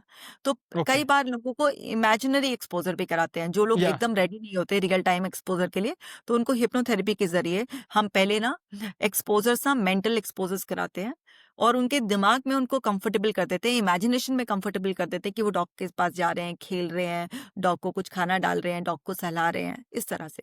तो ये थोड़ा-सा टाइम लगता है, लेकिन प्रैक्टिकल जब तक आप करोगे नहीं, जब तक वो फ़ियर पूरी तरीके से जाएगा नहीं। तो एक्सपोज़र थेरेपी हुँ। बहुत ही ज़्यादा बेनिफिशियल थेरेपी है। मैम आपने हिप्नोथेरेपी का नाम लिया, मैम उसके रिलेटेड मैंने मिसकॉन्सेप्शन भी देखा है जो वशीकरण हम लोग कहते हैं, वो कहते हैं कि कोई आपको वश में कर रहा है, साइकोलॉजिस्ट आपको वश में करके आपको सुधारते हैं। तो वो तो एक बड़ा मिसअंडरस्टैंडिंग मैं आपसे सुनना चाहूँगा कि कैसे हमें वो मतलब वो समझना चाहिए that is not the right way to frame a therapy. तो हिप्नोथेरेपी आप एक एग्ज़ाम्स बिल्कुल, हिप्नोथेरेपी में कोई वशीकरण नहीं होता। हिप्नोथेरेपी में एक पर्सन हाइटेंड अवेयरनेस स्टेट में होता है, जहाँ ओके, पर वो बहुत ही ज़्यादा रिसेप्टिव हो जाता है उन सजेशंस को रिसीव करने के लिए, एब्ज़ॉर्ब करने के लिए जो उसको दिए जा रहे हैं। उसको सब पता रहता है कि थेरेपिस्ट ने उसको क्या सजेशंस दिए हैं। सो हिप्नोथेरेपी में ना आदमी मरता ना सोता। वो एक ऐसी स्टेट में रहता है, जहाँ पर वो अल्फ़ा से एक थीटा स्टेट में होता है, जो कि प्रोग्रामिंग की स्टेट होती है। हुँ, अब हम बीटा स्टेट में हैं, हम फुली अवेयर स्टेट में हैं, लेकिन हम एक रिलैक्सेशन टेक्निक से कुछ हिप्नोथेरेपी की हमारी टेक्निक होती है जिससे हम उसकी स्टेट चेंज कर देते हैं और फिर ओके, वो अल्फा टू थीटा स्टेट में होता है, जो कि ऐसी स्टेट है जिसमें आप ओपन है फॉर सजेशंस, फॉर एक्सेप्टेंस, क्योंकि वो थेरेपी लेने अपनी मर्जी से आया है। वो सारे चेंजेस खुद चाहता है। वो चाहता है कि मैं अपने आप को बदलूँ। तो वो ऑलरेडी इस एक्सेप्टेंस के साथ आया है कि मुझे अपने अंदर चेंजेस करने हैं। तो फिर हमने उसको रिलैक्स कर दिया, उसके कॉन्शियस माइंड को थोड़े टाइम के लिए बैक सीट दे दी और उसके सबकॉन्शियस माइंड को और ज़्यादा रिसेप्टिव कर दिया, एक स्पॉन्ज की तरह कर दिया कि स्पॉन्ज को जैसे किसी भी पानी में डालेंगे तो वो सोख लेगा। तो हुँ, हमने उस स्टेट में उसको ले जाकर उसको सजेशंस दिए, वो स्पेसिफिक सजेशंस जो उसकी लाइफ को ट्रांसफॉर्म करेंगे। हुँ, तो उसको सब पता है, अगर ऐसा होता कि वो वशीकरण है और कुछ भी उसके साथ थेरेपिस्ट कर सकता है, तो भई फिर तो आप किसी को भी हिप्नोटाइज़ करके कुछ भी करा लो, है ना? ऐसा नहीं होता। ऐसा कुछ भी नहीं है, सारे मिसकंसेप्शन है, कुछ मूवीज़ में दिखाए हैं या या फिर इस तरीके से लोगों ने गलतफ़हमियाँ ऐसे फैला दी हैं, ऐसा नहीं होता है। तो हुँ, आप देखिए, अगर बहुत सारे हमने ऐसे सुने हैं कि किसी के ना हिप्नोटाइज़ करके ज्वेलरी उसकी ले ली है। या क्राइम वो मैम क्राइम में एक्चुअली ही होता है जनरली आजकल वेब सीरीज और उसमें काफ़ी कॉमन है कि मतलब हिप्नोथेरेपी से एक सीरियल किलर बाकी लोगों को मतलब अपनी पूरी गैंग बना रहा है और ऐसा सब कुछ। देखिए, क्या है ना, उसमें ना बहुत सारी चीज़ें हैं, जैसे अगर किसी की ज्वेलरी भी ले ली कुछ, तो कुछ ना स्मेल कराया जाता है या कुछ केमिकल्स ऐसे होते हैं, जो कि ज़रूरी नहीं है कि एकदम पास से जाकर आपको किसी को खिला-पिला कर कुछ भी है, तो एयर में भी काम करते हैं, जो हुँ, कुछ टाइम के लिए आपके ब्रेन को इस तरह से फ्रीज़ कर देते हैं कि अपनी सेंसेस लूज़ कर जाते हैं। आपका रैशनल माइंड काम करना बंद कर देता है। क्योंकि आप किसी को हिप्नोटाइज़ तभी कर सकते हैं, जब वो हिप्नोटाइज़ होना चाहे। आप ज़बरदस्ती किसी को हिप्नोटाइज़ नहीं कर सकते हैं और हुँ, हिप्नोटिक स्टेट में भी उस पर्सन के पास इतनी पावर होती है कि वो जब चाहे अपनी हिप्नोटिक स्टेट तोड़कर बाहर आ ओके, सकता है। अगर मैं ओके, हिप्नोटिक स्टेट में भी उसको कोई भी ऐसे कमांड दूँगी, जो उसकी वैल्यूज़ के अगेंस्ट होंगे, हुँ, तो वो तुरंत हिप्नोटिक स्टेट तोड़कर वापस आ सकता है। ऐसा नहीं है कि मैं ओके, किसी को हिप्नोटाइज़ करके किसी का मर्डर करवा दूँगी या किसी को हिप्नोटाइज़ ओके, करके उसको बोल दूँ कि तुम अपनी प्रॉपर्टी या तुम अपनी ज्वेलरी मेरे नाम कर दो। ऐसा नहीं होता है। ये सब ना हुँ, हुँ, गलतफ़हमियाँ हैं जो फैलाई गई हैं। और ये हुँ, जो हुँ, वेब सीरीज़ में, मूवीज़ में दिखा रहे हैं, आपको पता है बहुत ही ज़्यादा ट्विस्ट करके रियलिटी को ट्विस्ट दिखाया कर जाता है, मसालेदार करने दे एंटरटेनमेंट पर्पज़ से, ठीक है? ऐसा नहीं होता है और हम क्लिनिकल थेरेपी करते हैं। यहाँ पर हम एंग्ज़ायटी, ओसीडी, डिप्रेशन जैसे सीरियस कंडीशंस को एड्रेस करते हैं उससे। हुँ, तो हुँ, यहाँ पर हम लोग उसको बहुत ही थेरेपेटिक वे में पूरा प्लान करके, जो पर्सन की कंडीशन रिक्वायरमेंट होती है उसके अकॉर्डिंग कस्टमाइज स्क्रिप्ट बनाई जाती है, पॉजिटिव सजेशंस बनाए जाते हैं और वो उस रिसेप्टिव स्टेट में उसके अंदर डाले जाते हैं। तो हम उसकी हुँ, पांचों सेंसेस को एंगेज करके और इस बात का फायदा उठाकर कि हमारा ब्रेन इमेजिनेशन और रियलिटी में कोई डिफरेंस नहीं करता। अगर आप इमेजिनेशन में भी अपनी सेंसेस को एंगेज करके कुछ क्रिएट कर रहे हैं, तो आपके ब्रेन में न्यूरॉन्स में फायरिंग एंड वायरिंग होगी। वो आपकी हुँ, मेमोरी में ऐड हो, आपके हुँ, अंदर वही केमिस्ट्री चेंज हो जाएगी जो रियल टाइम एक्सपीरियंस से होती है। तो हम उस चीज़ का जो एक ब्लेसिंग है हम ह्यूमन्स के लिए, हम उसका फ़ायदा उठाकर उसके माइंड में वो प्रोग्रामिंग को चेंज करते हैं। तो हुँ, हुँ, यहाँ पर हम उसकी कंसेंट से और उसके भले के लिए पूरी स्क्रिप्ट लिखी जाती है, उसके सजेशंस लिखे जाते हैं और उसको हम चेंज करते हैं। तो इससे चेंज बहुत जल्दी पॉसिबल हो जाता है, क्योंकि एक तो पर्सन रेडी है, दूसरा हिप्नोटिक स्टेट में जो उसका कॉन्शियस माइंड हर समय जो उसकी क्रिटिकल लेयर होती है, जो रोकती है, अब उसको बाईपास कर दिया आपने कुछ समय के लिए।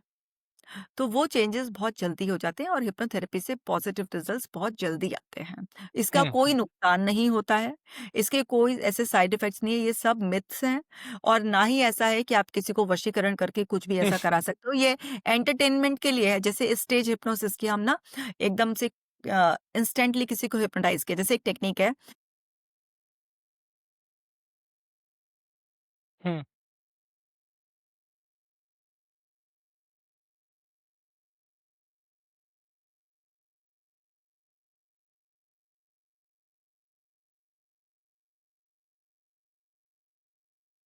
एग्ज़ैक्टली।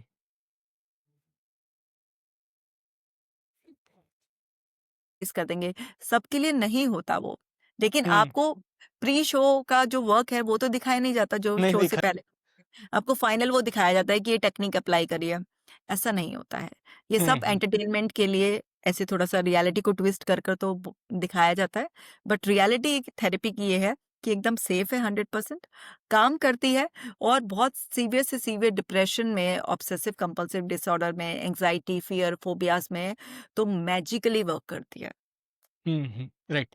मैम आप लास्ट थेरेपी जो मैं कवर करना चाहूँगा वो एनएलपी है। आजकल मतलब टोनी रॉबिन्स और जो वेस्टर्न इन्फ्लुएंसर्स है उसके बाजू में का एक कॉमन वर्ड बन चुका है कि एनएलपी न्यूरो लिंग्विस्टिक प्रोग्रामिंग, और मुझे लगता है काफ़ी यूट्यूब पे फ्री कोर्सेज़ भी अवेलेबल हैं। तो इसमें मिस इन्फॉर्मेशन अगेन हम लोग वापस कहेंगे तो there is lot of misinformation, there is lot of inauthentic information. तो मैम न्यूरो लिंग्विस्टिक प्रोग्रामिंग का आप मुझे कॉम्प्रिहेंसिवली थोड़ा बता सकती है ताकि ऑडियंस जो हमें आज देख रही हो वो आगे फ्यूचर में भी अगर कंसीडर करे खुद के लिए या फिर सीखने के लिए, they need to be aware of there is a right kind of NLP and there are lot of other kind of NLP also. हुँ। देखिए एनएलपी ना साइकोलॉजी और हिप्नोथेरेपी के दोनों कॉम्बिनेशन के से ही बनी है। कॉम्बिनेशन। यस। तो उसी को ही थोड़ा-सा उन्होंने डिफरेंट फ्रेमवर्क्स में डाल दिया है और कुछ वर्ड्स, कुछ टर्म्स नई दे दी हैं। लेकिन जो भी साइकोलॉजिस्ट हैं जिन्होंने डीपली बहुत सालों तक स्टडी की है इसकी, जो हिप्नोथेरेपी को जानते हैं, वो जानते हैं कि एनएलपी उसी का एक स्मॉल इस तरह से एक फैंसी वर्ज़न है जिसको आज बहुत सारे लोग कि 1 हफ्ते का एनएलपी का कोर्स कर लिया, 15 या दिन का एग्जैक्ट। एनएलपी का कोर्स कर लिया, मैम वो वीकेंड कोर्स है, यस, फ्राइडे सैटरडे संडे का कोर्स है। यस, है ना? 2 डेज़ का भी ऐसा है, उसको कोर्स या कर लिया और फिर वो लोगों को हेल्प करने की कोशिश कर रहे हेल्प हैं। करने। तो एनएलपी में जो सारी की सारी टेक्निक्स हैं, वो मैं ये नहीं कहूँगी कि वो यूज़फुल नहीं है, लेकिन वो एक्चुअल में ऐसा कुछ नया नहीं है जिसको इतना बढ़ा-चढ़ा के प्रमोट किया जाता है। वो सब वही बेस है, बेस को थोड़ा-सा फैंसी तरीके से प्रेज़ेंट किया है, एक फ्रेमवर्क में डाल दिया है, स्टेप्स में डाल दिया है। तो एनएलपी को हम यूज़ करते हैं क्योंकि कुछ शॉर्ट टेक्निक्स जो हैं, जैसे मैं आपको एक टेक्निक बताती हूँ एनएलपी की। एनएलपी जो है न्यूरो लिंग्विस्टिक प्रोग्रामिंग, यानी कि आपका जो दिमाग है उससे अगर आप एक स्पेसिफिक लैंग्वेज में सेट ऑफ इंस्ट्रक्शंस के साथ बात करेंगे, तो आप उसकी प्रोग्रामिंग को जैसे चाहे वैसे सेट कर सकते हैं, जैसे चाहे आप उसे रीसेट कर सकते हैं। अब जो हमारी पाँचों सेंसेस हैं, उससे हम जो भी इन्फॉर्मेशन अंदर भेजते हैं, वो डायरेक्ट नहीं जाती है, वो बहुत सारे फ़िल्टर से गुज़र कर जाती है। तो पहला फ़िल्टर जो आपका होता है, फ़िल्टर 1, वो है आपका जो आपके वैल्यूज़ हैं, जो आपके बिलीफ हैं, जो आपकी चाइल्डहुड कंडीशनिंग है, जो भी आपके पास्ट एक्सपीरियंसेस, लैंग्वेज हैं आपके, वो सब होता है एंड फिर उसके बेसिस पर आपका माइंड कुछ डिलीट कर देता है, कुछ डिस्टॉर्ट कर देता है और कुछ जनरलाइज़ करके आपके इंटरनल रिप्रेजेंटेशन होती है, जिसमें कुछ विजुअल्स जाते हैं, जिसमें कुछ ऑडियो जाता है और कुछ आपके स्मेल, टेस्ट, टच ये सब जाता है, जिसको काइनेस्थेटिक बोलते हैं। और फिर हुँ, उसके बाद आपके मूड डिसाइड होता है और फिर आपकी फिजियोलॉजी पर वो रिस्पॉन्स आपको फ़ील होता है, तब आप बिहेवियर करते हैं। और ये सब इतना क्विक होता है, इतना फ़ास्ट होता है कि ये तो अभी सुनने में लग रहा है कि इतनी सीक्वेंस कैसे या फ़ॉलो करता होगा। लेकिन हमारा ब्रेन ये कर लेता है। उसमें हुँ, भी जैसे मैंने अभी आपको डिस्टॉर्शंस के बारे में बता रही थी सीबीटी में, इसी तरीके से उसमें वही है, थिंकिंग एरर्स हैं जिसमें कि आपका कहाँ डिलीशन कर रहा है, कहाँ डिस्टॉर्ट कर रहा है, कहाँ जनरलाइज़ कर रहा है आपका ब्रेन, थोड़े से बस उनके ना नेम चेंज कर दिए गए हैं। हुँ, है वही सब चीज़ें। तो जैसे मैं आपको एक एनएलपी की टेक्नीक बताती हूँ, जिसमें या हम अगर किसी के पास कोई पेनफुल मेमोरी है, हुँ, सपोज़ किसी के साथ कोई अब्यूज़ का केस हुआ है, कोई फिज़िकल सेक्सुअल अब्यूज़ है और वो उसको हॉन्ट करता है। तो हम एनएलपी की टेक्नीक का अगर हम लगाएँगे तो हम उसको बोलते हैं कि आप ना उस इवेंट को एक्सटर्नलाइज़ कर दो। हम उस पर्सन को बोलेंगे कि आप बैठो आराम से, रिलैक्स हो, आप अपनी आँखें बंद कर कर या आँखें खोल कर भी इस टेक्निक को अप्लाई कर सकते हो। और ऐसे जस्ट इमेजिन करो कि वो जो इवेंट आपके साथ इतने साल पहले हुआ था, जो स्टिल आपको हॉन्ट करता है और आप उसकी वजह से परेशान हो, और अब आप खुद अपनी मर्ज़ी से उस इवेंट से बाहर निकलना चाहते हो और उससे पूछ लेते हैं उसकी डिज़ायर्ड स्टेट्स क्या-क्या हैं। वो कैसा फ़ील करना चाहता है उस इवेंट को फेड करने के बाद, उस इवेंट से ओवरकम करने के बाद। तो उसकी डिज़ायर्ड स्टेट्स ले लेते हैं। कोई कहता है मैं न्यूट्रल फ़ील करना चाहता हूँ, कोई कहता है मैं काम, कोई हैप्पी, कुछ भी इस तरह से। तो हम बोलते हैं ठीक है, आप ऐसे इमेजिन करो कि आप आराम से एक सोफ़े पे बैठे हो और आपके सामने एक बड़ी-सी स्क्रीन है और उस स्क्रीन पर वो इवेंट रिप्ले हो रहा है। तो हमने क्या किया, उस इवेंट से उसको डिटैच कर दिया। तो हमने ओके। उसे उससे डिटैच कर दिया। अब वो ऑब्जर्वर के मोड में आ गया। अब वो एक वॉचर बन हुँ, गया, व्यूअर बन गया। अब आप उसको हम बोलते हैं कि उस इवेंट को उस टीवी स्क्रीन पर देखो, जैसे कि आपके अंदर की हुँ, और जिस तरह से टीवी में हम कुछ भी चेंजेस करते हैं, उसकी आवाज़ को हम कम कर देते हैं, म्यूट कर देते हैं, उसके कलर्स को हम छेड़-छाड़ कर देते हैं हम उसमें से। हम जो चैनल चाहें लगा सकते हैं, जो चैनल चाहें हम हटा सकते हैं। तो हम कहते हैं आप उस इवेंट को एक बार लास्ट टाइम देख लो। उसमें अगर कुछ सीखने लायक है, तो उससे कुछ सीख ले लो। और उसमें सीखने लायक कुछ है तो आपने सीख ले ली। आपको कोई उससे इमोशन इसलिए नहीं आ रहा है क्योंकि वो रिकॉर्डेड आप ना देख रहे हो कि जो प्रोग्राम है वो रिकॉर्डेड प्रोग्राम है। तो आप ना अब उससे डिटैच्ड हो तो आपको इमोशन फ़ील नहीं हो सकता, सिर्फ़ आपको कुछ टीवी से आवाज़ आएँगी, आपको कुछ दिखाई देगा। लेकिन आप कुछ फ़ील नहीं कर पाओगे, ये कमांड हम उसको पहले ही दे देते हैं। बस आप हुँ, देखो और उससे कुछ सीख सकते हो तो सीख लो। अगर वो बोलता है कि मैंने सीख लिया है, तो उसके बाद हम उसको बोलते हैं कि ठीक है, आपकी जो फिंगर्स हैं, ये उसका स्क्रीन का रिमोट कंट्रोल है क्योंकि ये आपकी मेंटल स्क्रीन है। और यहाँ पर हमारे ब्रेन पॉइंट्स होते हैं और यहाँ से आप उस स्क्रीन को ऑपरेट कर सकते हैं। और ये एडवांस्ड स्क्रीन है, जिसमें आप चाहें तो कितना भी पार्ट कट कर सकते हैं। आप जो चाहें इसके कलर फेड कर सकते हैं। आप इसमें साउंड चेंज कर सकते हैं, इसका म्यूट कर सकते हैं, आपके पास पूरी पावर है। तो आप ना अपने थंब से अपनी इंडेक्स फिंगर को प्रेस कर अब आप ना चैनल चेंज करना चाहते हो, कट करना चाहते हो इतने सीन को, क्या करना चाहते हो? मतलब एक जैसे फ़ाइल रहेगी, लेकिन उसके अंदर की प्रॉपर्टीज़ उड़ जाएँगी। क्योंकि वो फ़ोल्डर डिलीट नहीं हो सकता क्योंकि वो रियल में इवेंट हुआ था। लेकिन वो फ़ोल्डर के अंदर जब वो खुलेगा, तो कोई भी फ़ाइल नहीं है उसके अंदर की, सारी प्रॉपर्टीज़ गायब हो गई उसकी। तो वो तो हुँ, इफ़ेक्टलेस हो गया। तो वो पर्सन बोलता है कि हाँ, मुझे चैनल चेंज करना है या उसको कट करना है। तो हम बोलते हैं कि ठीक है, अपने थंब से अपनी रिंग फिंगर को प्रेस करो और आप देखो उसके अंदर की सारी जो रिकॉर्डिंग प्रॉपर्टीज़ थी वो कट हो गई है, खाली हो गया है, वो फ़ोल्डर बिल्कुल ब्लैंक हो गया है। उसका दिमाग उस मैसेज को फिर बोलते हैं कि आप चैनल चेंज करो, जो उसकी डिज़ायर्ड स्टेट होती है, तो उसके लिए कि आपके पास जब ये रिकॉर्डिंग थी, तो आपके पास वो रिकॉर्डिंग्स भी हैं जब आप हैप्पी थे, जब आप कॉन्फिडेंट थे, जब आप एकदम न्यूट्रल फ़ील कर रहे थे, रिलैक्स थे, जो भी उसकी डिज़ायर्ड स्टेट्स है, वो कहता है हाँ, है मेरे पास। तो बोलते हैं अपने थंब से अपनी लिटिल फिंगर को प्रेस करो और आप वो सामने प्ले होगा जो आपके हैप्पी मोमेंट्स, कॉन्फिडेंट मोमेंट्स थे और अब आप उसे देखो and make it so colourful, vibrant बनाओ उसे, उसके कलर्स को और ब्राइट करो, उसकी वॉल्यूम को और लाउड करो। तो उसकी मेंटल स्क्रीन पर से हमने पहले कुछ फेड कराया, उसकी फाइल को ब्लैंक किया और अब जो उसकी डिजायर्ड स्टेट थी, जो ऑलरेडी उसके अंदर रिकॉर्डिंग थी, उसको हमने प्ले करा दिया और अब बोला कि अब तुम्हारी मेंटल स्क्रीन पर यही चलता रहेगा और आप हैप्पी फ़ील करोगे। तो वो कुछ हुँ। देर तक हम उसको दिखाते हैं, उसके बाद हम उसको बोलते हैं कि अभी जस्ट रिलैक्स, आप अपने रिमोट को साइड में रख दो and take a long and deep breath in, exhale, relax करा के फिर उसको डिस्ट्रैक्ट करने के लिए हम बोलते हैं कि अच्छा, आपने सुबह ब्रेकफ़ास्ट में या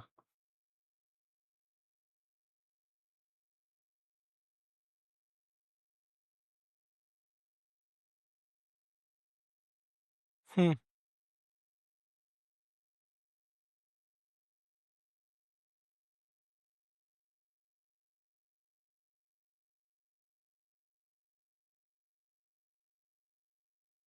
ओके। कोई कहता है कि अभी भी मुझे वो इवेंट दिखाई दे रहा है पुराना वाला, तो हम उसको 1-2 प्रैक्टिस के लिए और बोलते हैं कि आप इसको प्रैक्टिस करें, तो वो फेड हो जाएगा। वो क्योंकि बोलते हैं अब इसकी इंटेंसिटी कम हो गई है या वो मुझे ब्लर दिखाई दे रहा है। अगर कोई-कोई ऐसा बोलता है कि अब हाँ, दिख तो रहा है लेकिन वो ब्लर है या उसपे से साउंड बहुत धीमी आ रही है, तो उसको बोलते हैं कि 1-2 बार और करो, वो बिल्कुल खत्म हो जाएगी। तो कुछ लोगों हुँ, का 1 बार में ही हो जाता है और कुछ लोगों का 2 से 3 बार भी प्रैक्टिस जिसका बहुत डीप होता है। तो ये ऐसे एनएलपी की बहुत सारी टेक्निक्स हैं और अब हुँ, यही ये हिप्नोथेरेपी से लिया गया है, इमेजिनेशन का ओके, वो। मॉडिफाइड हिप्नोथेरेपी क्या? मॉडिफाइड हिप्नोथेरेपी प्लस साइकोलॉजी की जितनी भी थेरेपीज़ साइकोलॉजी। हैं। या राइट। मैम, लास्ट क्वेश्चन जो मैं आपसे पूछना चाहूँगा वो प्रिवेंटिव मेंटल हेल्थ के ऊपर है। मैं मानता हूँ कि जैसे मेरी फिज़िकल हेल्थ में अभी भी कोई मतलब खामियाँ नहीं हैं, जो मैं अभी एज़ अ 20s में कह सकता हूँ। सो वैसे मुझे नहीं लगता कि अभी तो अगर मैं सेल्फ असेसमेंट करूँ तो मुझे वैसा कोई फेस नहीं हो रहा मेंटल हेल्थ। पर मैं चाहता हूँ कि फ्यूचर में भी अगर ऐसी कोई आए, then I don't progress into advance level of the mental condition और द इलनेस।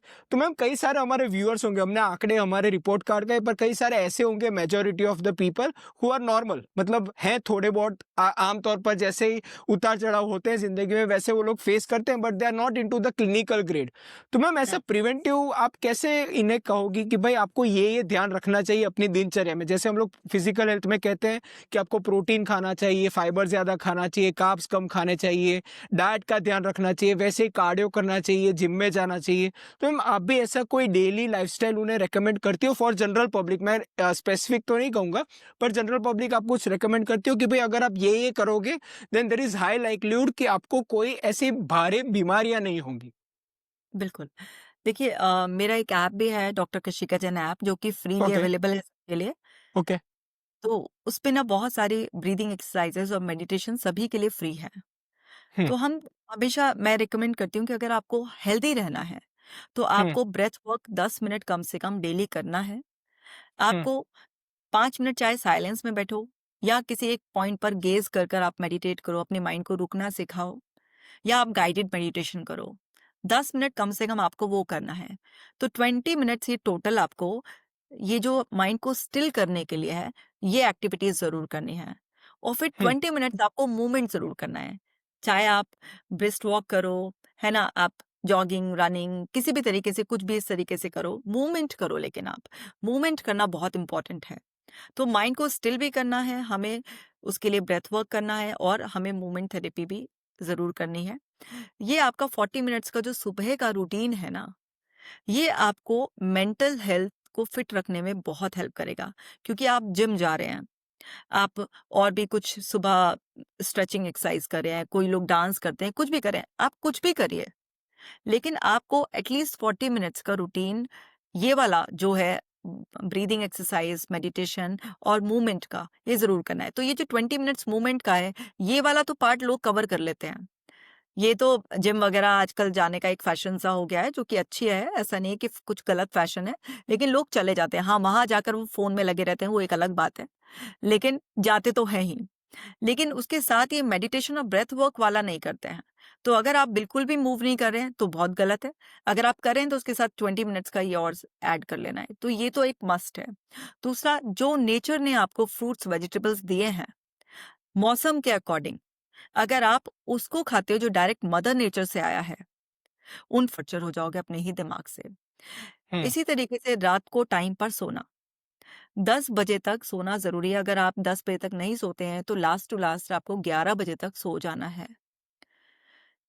जो भी लोग अपनी स्लीप को कॉम्प्रोमाइज़ कर रहे हैं, वो लोग बिना किसी बहुत स्पेसिफिक रीज़न या किसी बड़े ट्रॉमा के भी सफ़र कर होने शुरू हो गए हैं, और आगे उनकी सफ़रिंग मल्टीप्लाई होती चली जाएगी। तो नींद को बिल्कुल भी कॉम्प्रोमाइज़ नहीं करना है, नींद सबसे इम्पोर्टेंट है। जो लोग स्लीप डिप्राइव्ड होते हैं या जिनकी साउंड स्लीप नहीं होती है, वो तरह-तरह की मेंटल हेल्थ इश्यूज़ से अपने आप ही स्ट्रगल करना स्टार्ट कर देते हैं। तो हम्म। स्लीप लेना, आपको 6 टू 8 आवर्स की स्लीप लेना बहुत इम्पोर्टेंट है। साथ ही राइट। साथ हर चीज़ का एक रियलिस्टिक पॉजिटिव मीनिंग निकालना। चीज़ें गलत होंगी, लोग गलत मिलेंगे, हर चीज़ आपके मन मुताबिक नहीं होगी, आपका हर सपना पूरा नहीं होगा, पर उसके लिए एक्सेप्टेंस और एक रियलिस्टिक पॉजिटिव मीनिंग से अपने आप को फ्लो स्टेट में आपको रखना होगा।